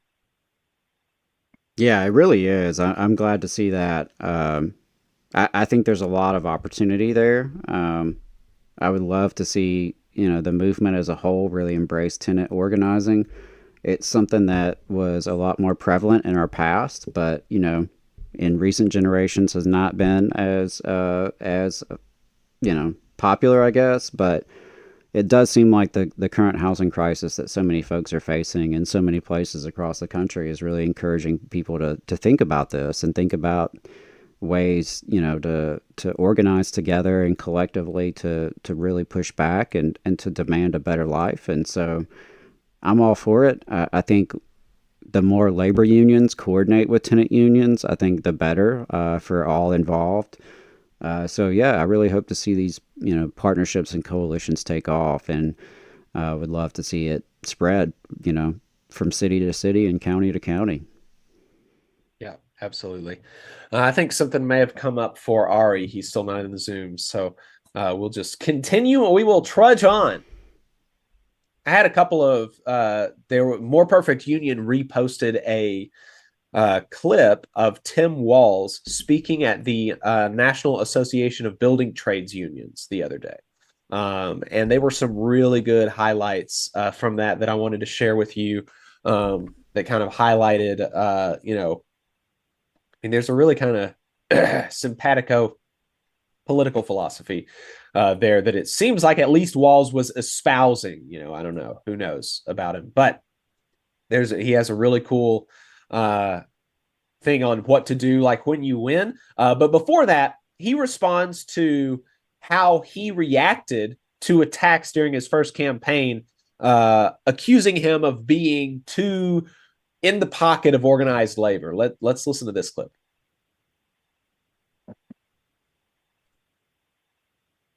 Join me in welcoming to the stage a true national leader advancing our cause, the governor of Minnesota, Tim Walz. I'm proud to be here with you today. Proud to stand with you, brothers and sisters, for the work you do, not just for union members, but for all workers. I'm proud to now have the privilege of being the governor of Minnesota, but I come about speaking in front of you honestly. For several decades, I was a dues-paying union member, so I stood in the seats where you're at. Probably should be a few more of us as governors and members of Congress, but I have to tell you, in my first campaign for Congress, in a debate, my opponent came at me and said, "Tim is in the pocket of organized labor." And I popped back up, I said, "That is a damn lie. I am the pocket." And it seemed to me that if he was attacking me for standing up for collective bargaining, for fair wages, for safe working conditions, for apprenticeship programs, for health care, and for retirement, I'd roll the dice on that thing and see how it went. And it worked out pretty well. So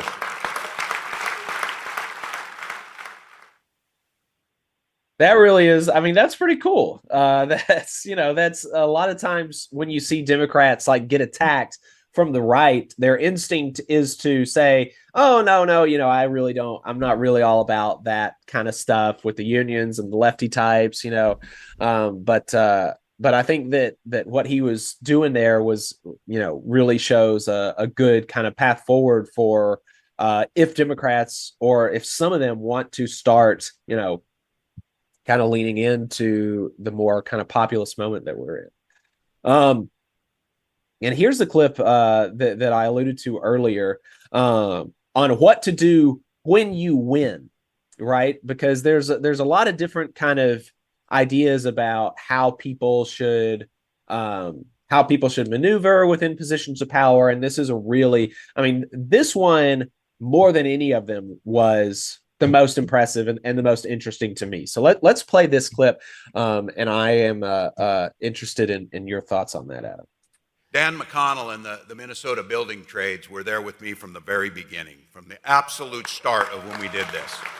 Now, they weren't with me because of my boyish good looks and magnetic personality. They were with me because we had shared values, that we cared about the same things, that we were there to work for working people and to see that the power of what we could do was something to see. Because everyone told us, oh, you get this union member, teacher, National Guard guy or whatever, he's got the unions walking with him in parades, good luck with that. Because there had been one other Democrat since 1892 in that congressional district, and we had a 12-year incumbent. But with the help of the building trades, we won that race. And we won that race as a means to an end. It's not about winning races so you can bank political capital for the next race. You win races so you can burn the hell out of that political capital to improve people's lives. That's what those folks know. That's what they knew.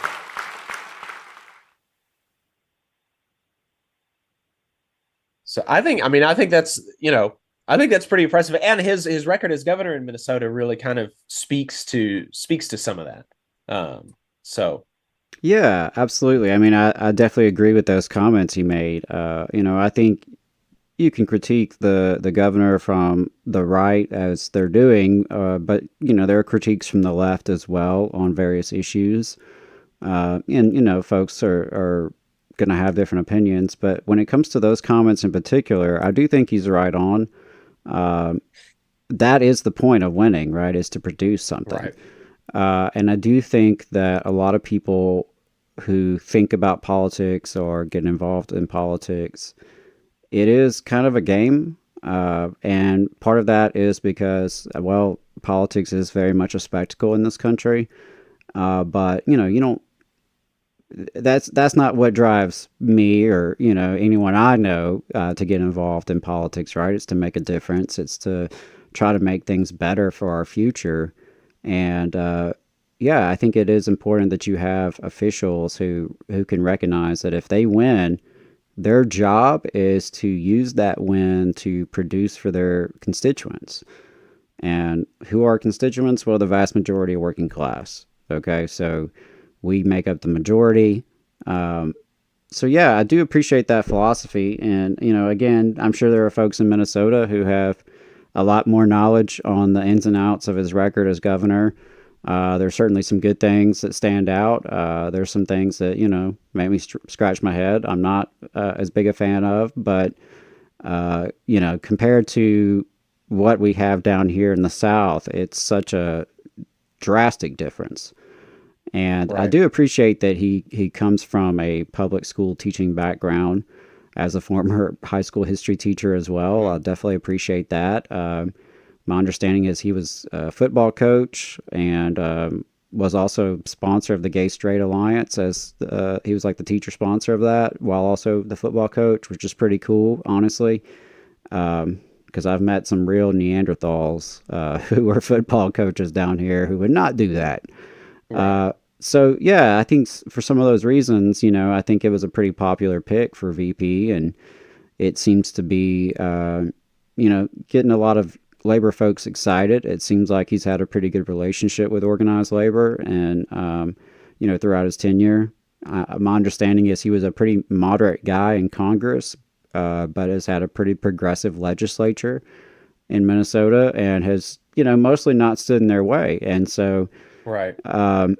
It seems like, in a lot of ways he checks boxes, right? Because he can appeal to folks who are more progressive and folks who are more moderate and not particularly offend too many of them. There are a lot of big issues that, the Kamala Harris campaign is going to have to tackle, which I don't think want to, and they're going to have to talk about, and it's going to be divisive. But yeah, I do appreciate those comments he made to NAP2 and totally agree. It's not just about the winning, and a lot of politicians, that's really what it's about. Right. And it's up to us to make sure that we remind them, no, if we helped put you in office, it was for a reason. It was to produce. It was to Right. advance our interest, to have a bigger voice in state or local or federal policy. And it was to get some policy changes that actually make our lives better, not worse. And we put you there to keep things from getting worse and to try to make things better. And damn it, that's what you better do. And we're going to hold you accountable to that. Right.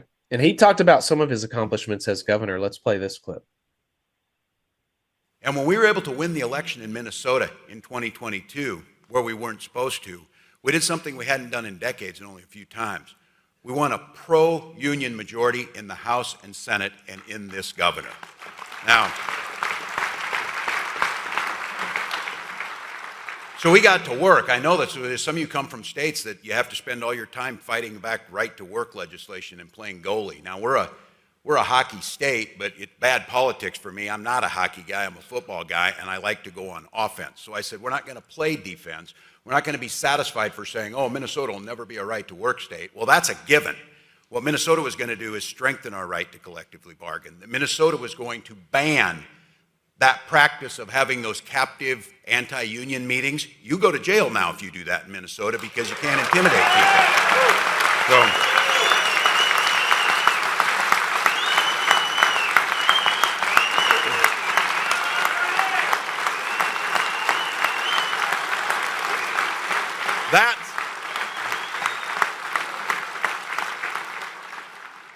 That's why those people walked in those parades. We have the strongest wage theft laws in the country, and we got an attorney general that enforces them. As you heard, we passed the largest infrastructure acts in Minnesota. We made sure that every single green energy job we're going to do is going to be a good union job to put that steel in the ground. We continue to run and run and run on making these things happen.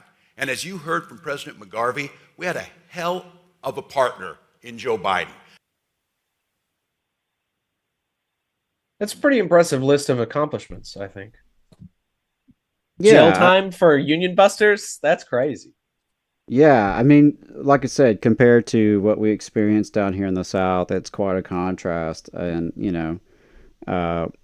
again, I know folks in Minnesota are going to have a lot more nuanced view on it. And, but I am curious if this is a signal that the influence of organized labor has grown within kind of the mainstream Democratic Party. I don't know. I think it's probably too early to tell that because a lot of what we're talking about is very symbolic and, well, not his record in Minnesota, to be clear, but in terms of just picking a running mate and, making speeches on the campaign trail, right? That's not the same as producing material, concrete results. So maybe it's too early to speculate too much about that, but that's something that is on my mind. I'm wondering, is the Democratic Party going to try to pivot more to working class people? They have really pivoted away from working class people over the last several decades. They really embraced neoliberalism in the wake of Reagan, and have, really built a base of middle class support.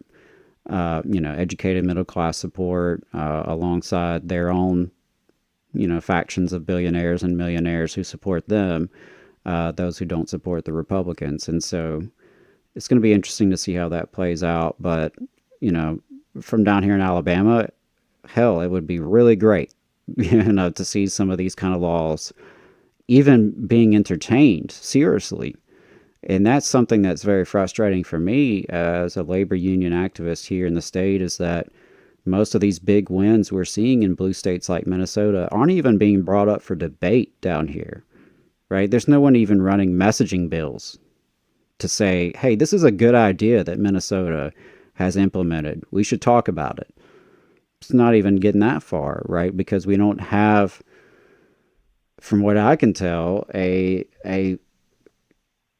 segment of legislators who are very adamant about being pro-labor and supporting unions.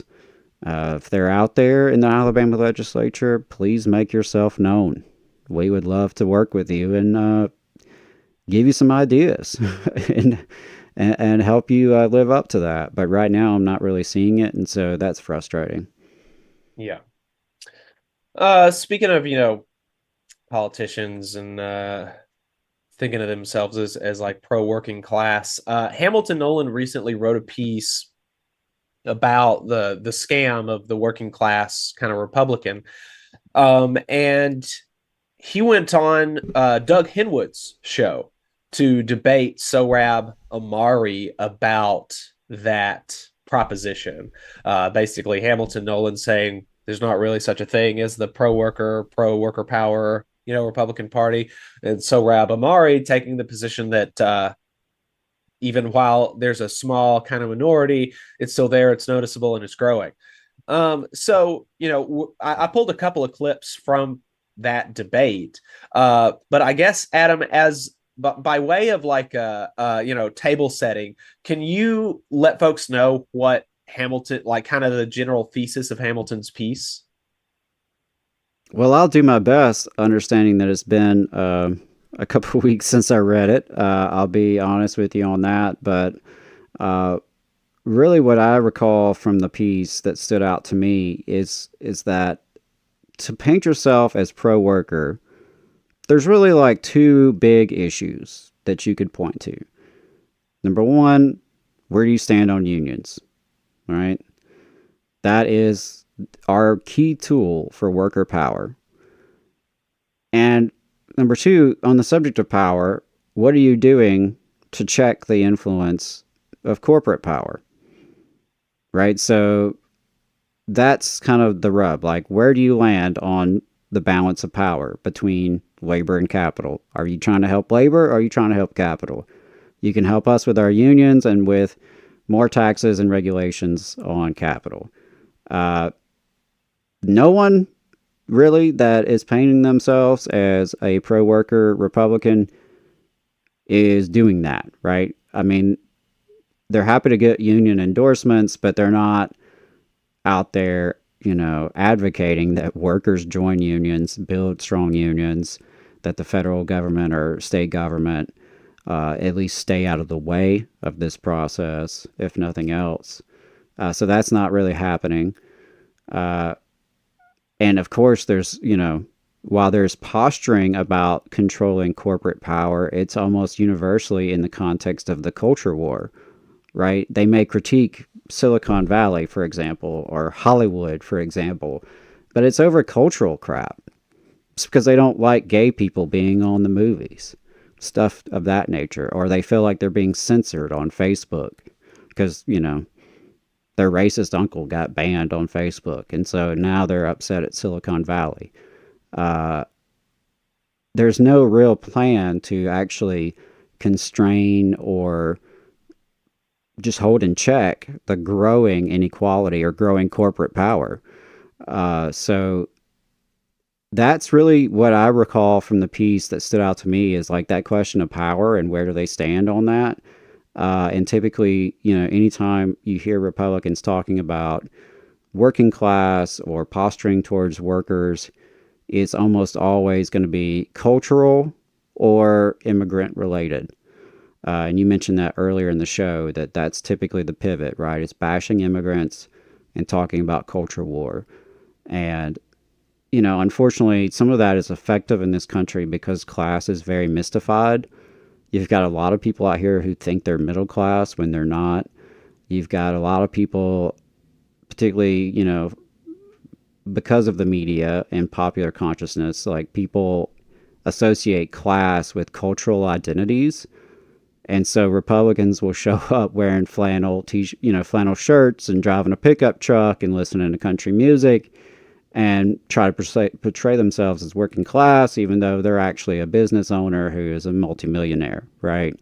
But they can put on this aesthetic that they have built an image around as, constituting working class. Of course, the working class is the most diverse class in this country by far. So, disproportionately black and brown, and so much more diverse than the image that they portray. But yeah, those were some of my, just takeaways from reading that. And I do recommend folks check it out because it's really good. I recommend everything Hamilton puts out is worth, it's worth a follow for sure, but definitely check that out. Yeah, for sure. And so that is what Sohrab did. Right. And Jacob, we do have a caller on the line. If you want to get the caller before we get into this debate, I don't know if their call is related, but it looks like they just dropped, actually. I don't know what happened. All right. So, yeah. So, yeah, call us back if you're interested in talking about this for sure. Because it's a hot topic right now with a lot of folks posturing to be pro-worker. Believe it when I see it. Yeah. So that is basically what Sohrab did when he debated Hamilton Nolan on Doug Henwood's show. And so Hamilton Nolan called him out on it. So let's listen to Hamilton's first response to Sohrab.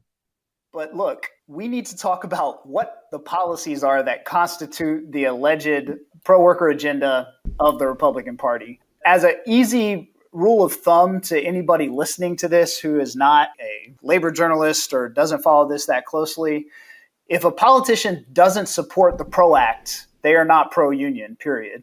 And if they're not pro-union, they're not pro-worker. They are not in favor of increasing worker power, because strengthening unions is the key to increasing worker power in this country.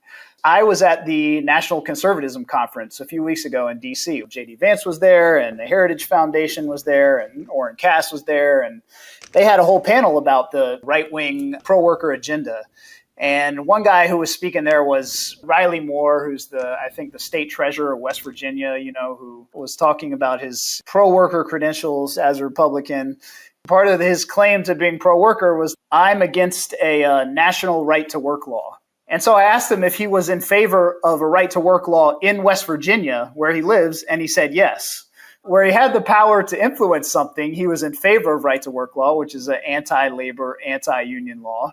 And then where he had no power to influence anything, he was not in favor of a national bill. And that's kind of analogous, I think, to what we hear from the right in terms of what their pro-worker agenda is. Like, if you want to talk about policy-wise what constitutes a pro-worker agenda in America, let's talk about the NLRB. The NLRB is the government agency that enforces labor law. Jennifer Abruzzo is the head of the NLRB. She's the most pro-labor, most pro-union official in the entire U.S. government right now. She's done a lot of great things. As soon as Donald Trump is elected president, if he wins the election, he's going to fire Jennifer Abruzzo, and he's going to install an anti-union attorney in that position, and they are going to systematically roll back every pro-worker advance that the NLRB has made over the past 4 years. That means independent contractors who are misclassified and can't organize. That's something we're trying to reform. They're going to roll that back. The joint employer, which you touched on, I'm glad that Josh Hawley is pro-joint employer, but the whole Democratic Party is for that. So it's nice that there's one Republican who's for the joint employer rule, which would, for example, make McDonald's be responsible for how its workers are treated. But that's something that essentially the entire Republican Party wants to roll back. By the way, you can read Project 2025 has an entire section on labor. It's very terrifying, and all of this stuff is spelled out very clearly in there. But look, we need to talk about what the policies are that constitute the alleged pro-worker agenda of the Republican Party. As an easy rule of thumb to anybody listening to this who is not a labor journalist or doesn't follow this that closely, if a politician doesn't support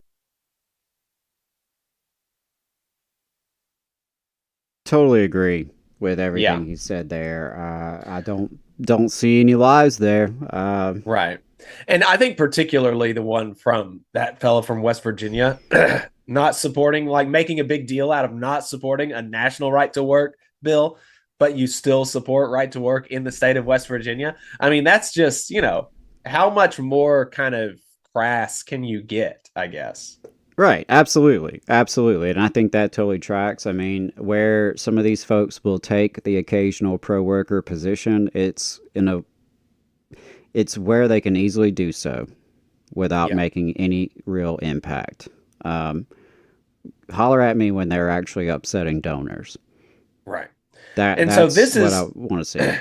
Right. And so this is Sohrab's response to Hamilton asking again, what is the policy? I don't want to hear, it's always immigration or maybe tariffs. Give me something real. What's the policy? Here's Sohrab's response.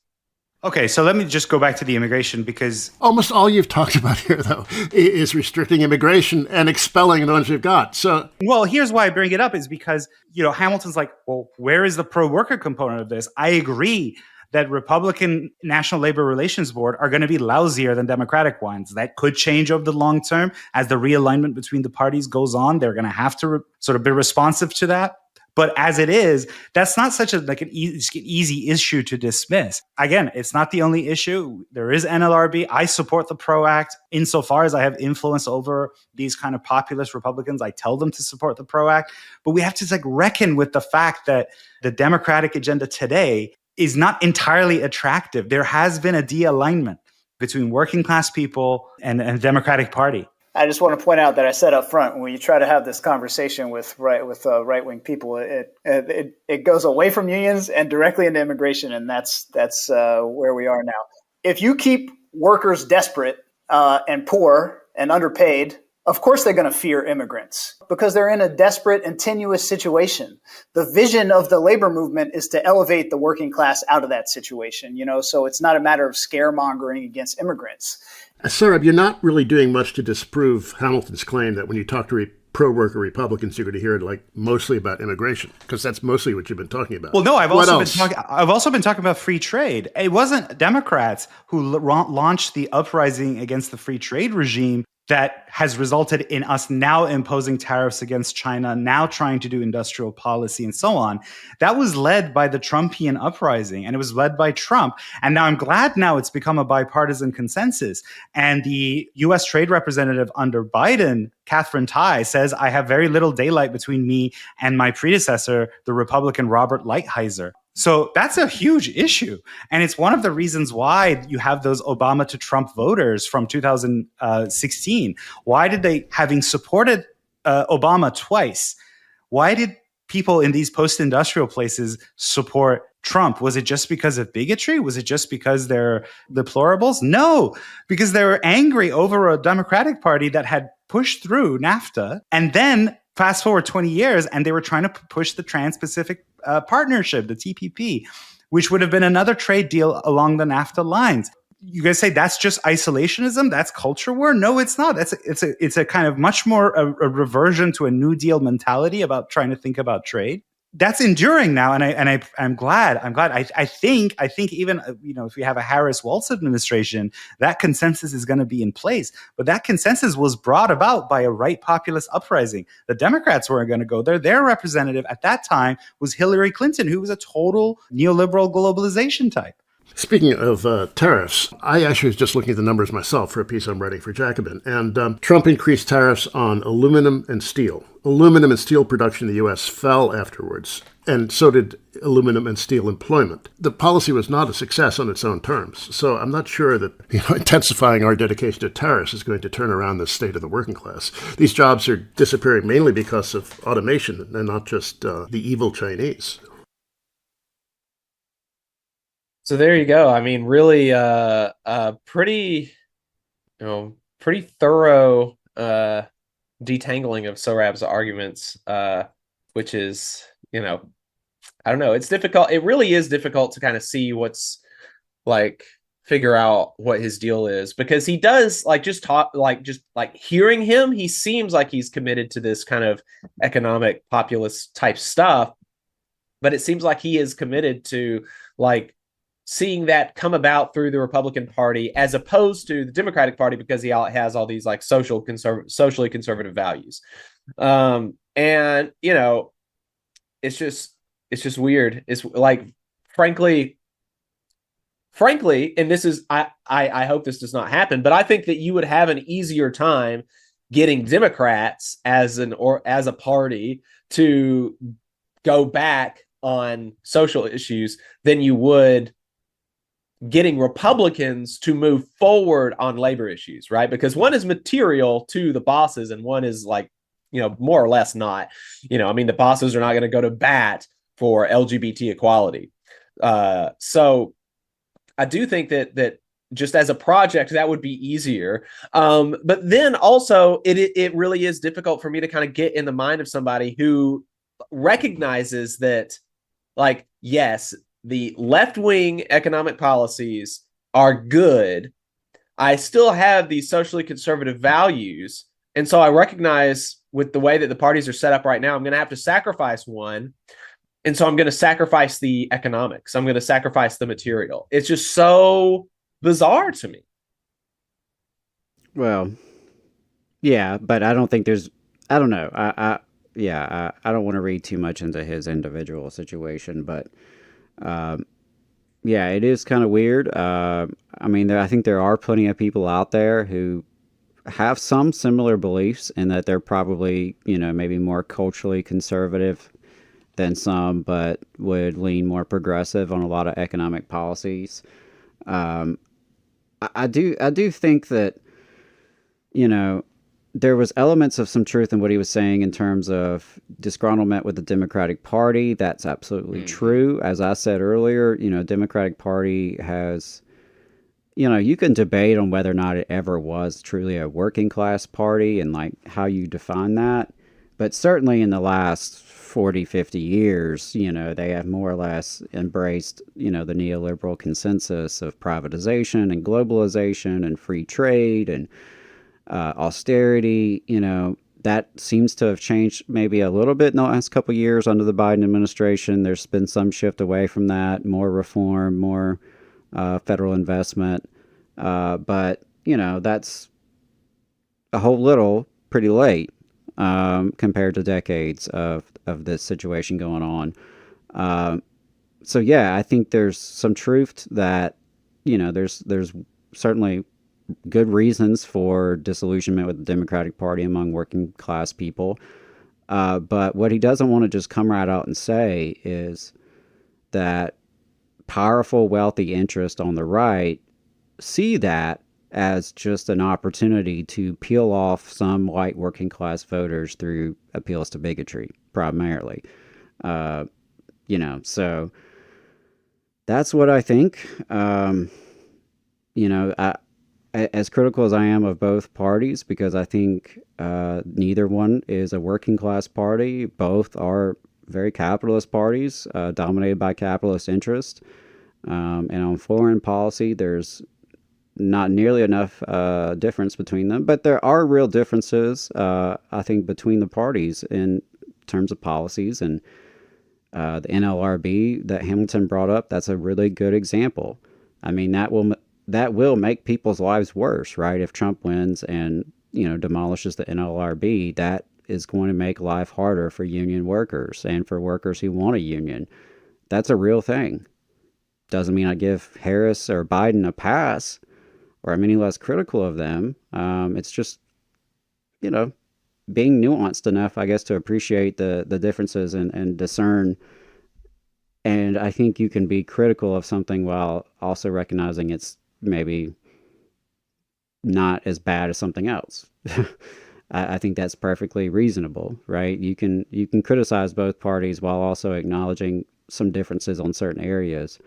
I also wanted to lift up a comment. Someone in the chat mentioned Bernie Sanders, and I think that if you're going to talk about this shifting consensus around trade, or maybe there does seem to be more consensus around not so orthodox free trade policy. The Democrats did seem to abandon TPP, but yeah, I think the conservative Sohrab, I think his name, he totally misses the whole Bernie phenomena that happened, because I remember Bernie talking about those issues. I remember him talking frequently on the campaign trail about many communities being left behind in the wake of NAFTA and globalization. So, I think there absolutely was a left populist discussion of those issues as much or more than on the right. And as pointed to by Doug on the show, on the clip that you played, we have to look at the results. I'm sensitive to the fact that we have had a lot of outsourcing and globalization. And so, when Trump talks about that, there is a real issue that's being talked about. That's true. But what are the policies actually producing? Are they making things better? From the evidence I've seen, I'm not just not convinced that anything Trump did actually made things better for working people. There's a pretty overwhelming amount of evidence he made things better for rich people, but that's just the facts of it. Right. Sorry. Well, I don't really have anything else that I feel prepped enough to talk about. So Adam, you want to talk about this Gen Z story and then roll us out, and I'll go ahead and dip. Sure, yeah. Just wanted to mention there was a story with CBS News recently about Gen Z. You may have heard that apparently Gen Z is the most pro-union generation out there. In general, support for organized labor is at all-time highs, or at least highs we haven't seen in many decades since, these polls were started. According to CBS News, a Gallup poll showed 71% of Americans saying they approve of unions, and it was even higher for Gen Z. I saw one poll that showed approval rating for labor unions among folks under 30 was as high as 88%, which is like pizza video game territory. I mean, that's really up there. And so I just wanted to mention that and get feedback from listeners and from folks who, tune into the show. Let us know your thoughts on this. Is that tracking with your experiences? Are you talking to workers under 30 and seeing that, in real life? I'm really curious about that. And that's something we're going to talk about at our union summer school next week and kind of dig into that, because I'd love to know if, your experiences in the field are similar, or if maybe there is some kind of disconnect, depending on geography or industry or things like that. But it does seem like that's a huge opportunity. If young people are overwhelmingly in favor of unions, like that is a huge, huge opportunity for the labor movement. And we have to take advantage of that. And I wanted to just take a moment to get folks thinking, what is your union? What is your local labor council? What is your state federation? What's your national federation? What are these organizations doing to take advantage of this moment where we have such broad support among young people? I think there's a lot of opportunity. This is a very diverse generation. And apparently very pro-labor, at least in their opinion polling. What I would love to know is when you dig into that, how sophisticated is the understanding? Is it more of a thing like they just kind of know vaguely that unions are good? Or is there an increased understanding that collective action and organizing is really, what it takes to make changes? I don't know.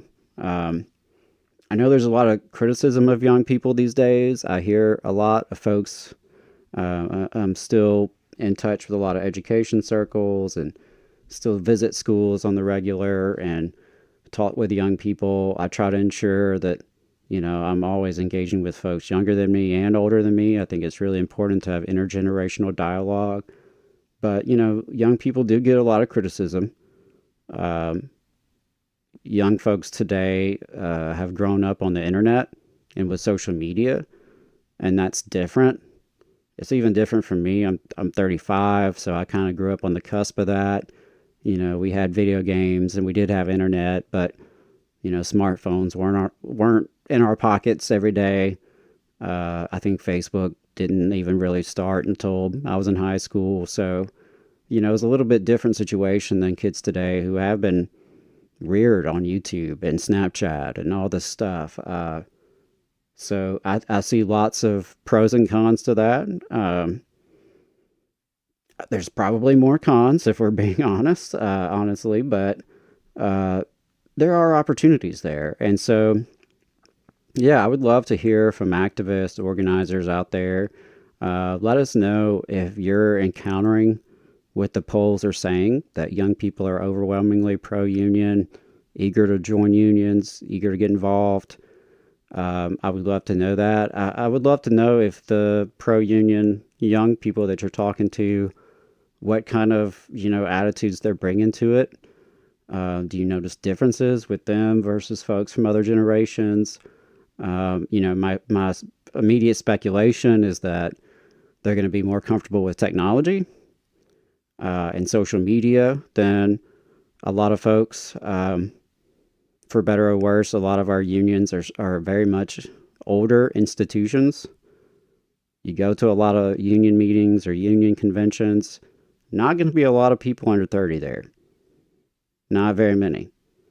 All right, so there is a big opportunity. I would say one of the most important things we can be doing is actually talking with and listening to young people. And how often are we doing that? Because if we want to find out what's going to motivate them to get involved, what's going to motivate them to organize, what's going to motivate them to join, well, we got to find out. We can't just make those assumptions for them. It's really important to listen and to have one-on-ones and build relationships and be intentional about bringing people in to this movement. It can be intimidating. There's a lot of jargon. There's a lot of laws that we deal with, a lot of acronyms that we throw around. There's a lot of history, right? There's a lot of institutions that don't all get along with each other. So there's a lot of stuff to deal with if you enter the labor movement. But at the end of the day, it is our best hope for making life better for working class people. And so it's really important that the next generation and then the generation after that and so on and so forth keep it going, and we can keep passing that torch. So that's what I had. I just wanted to kind of close with that and get folks thinking about youth outreach. What are we doing to reach out to folks under 30?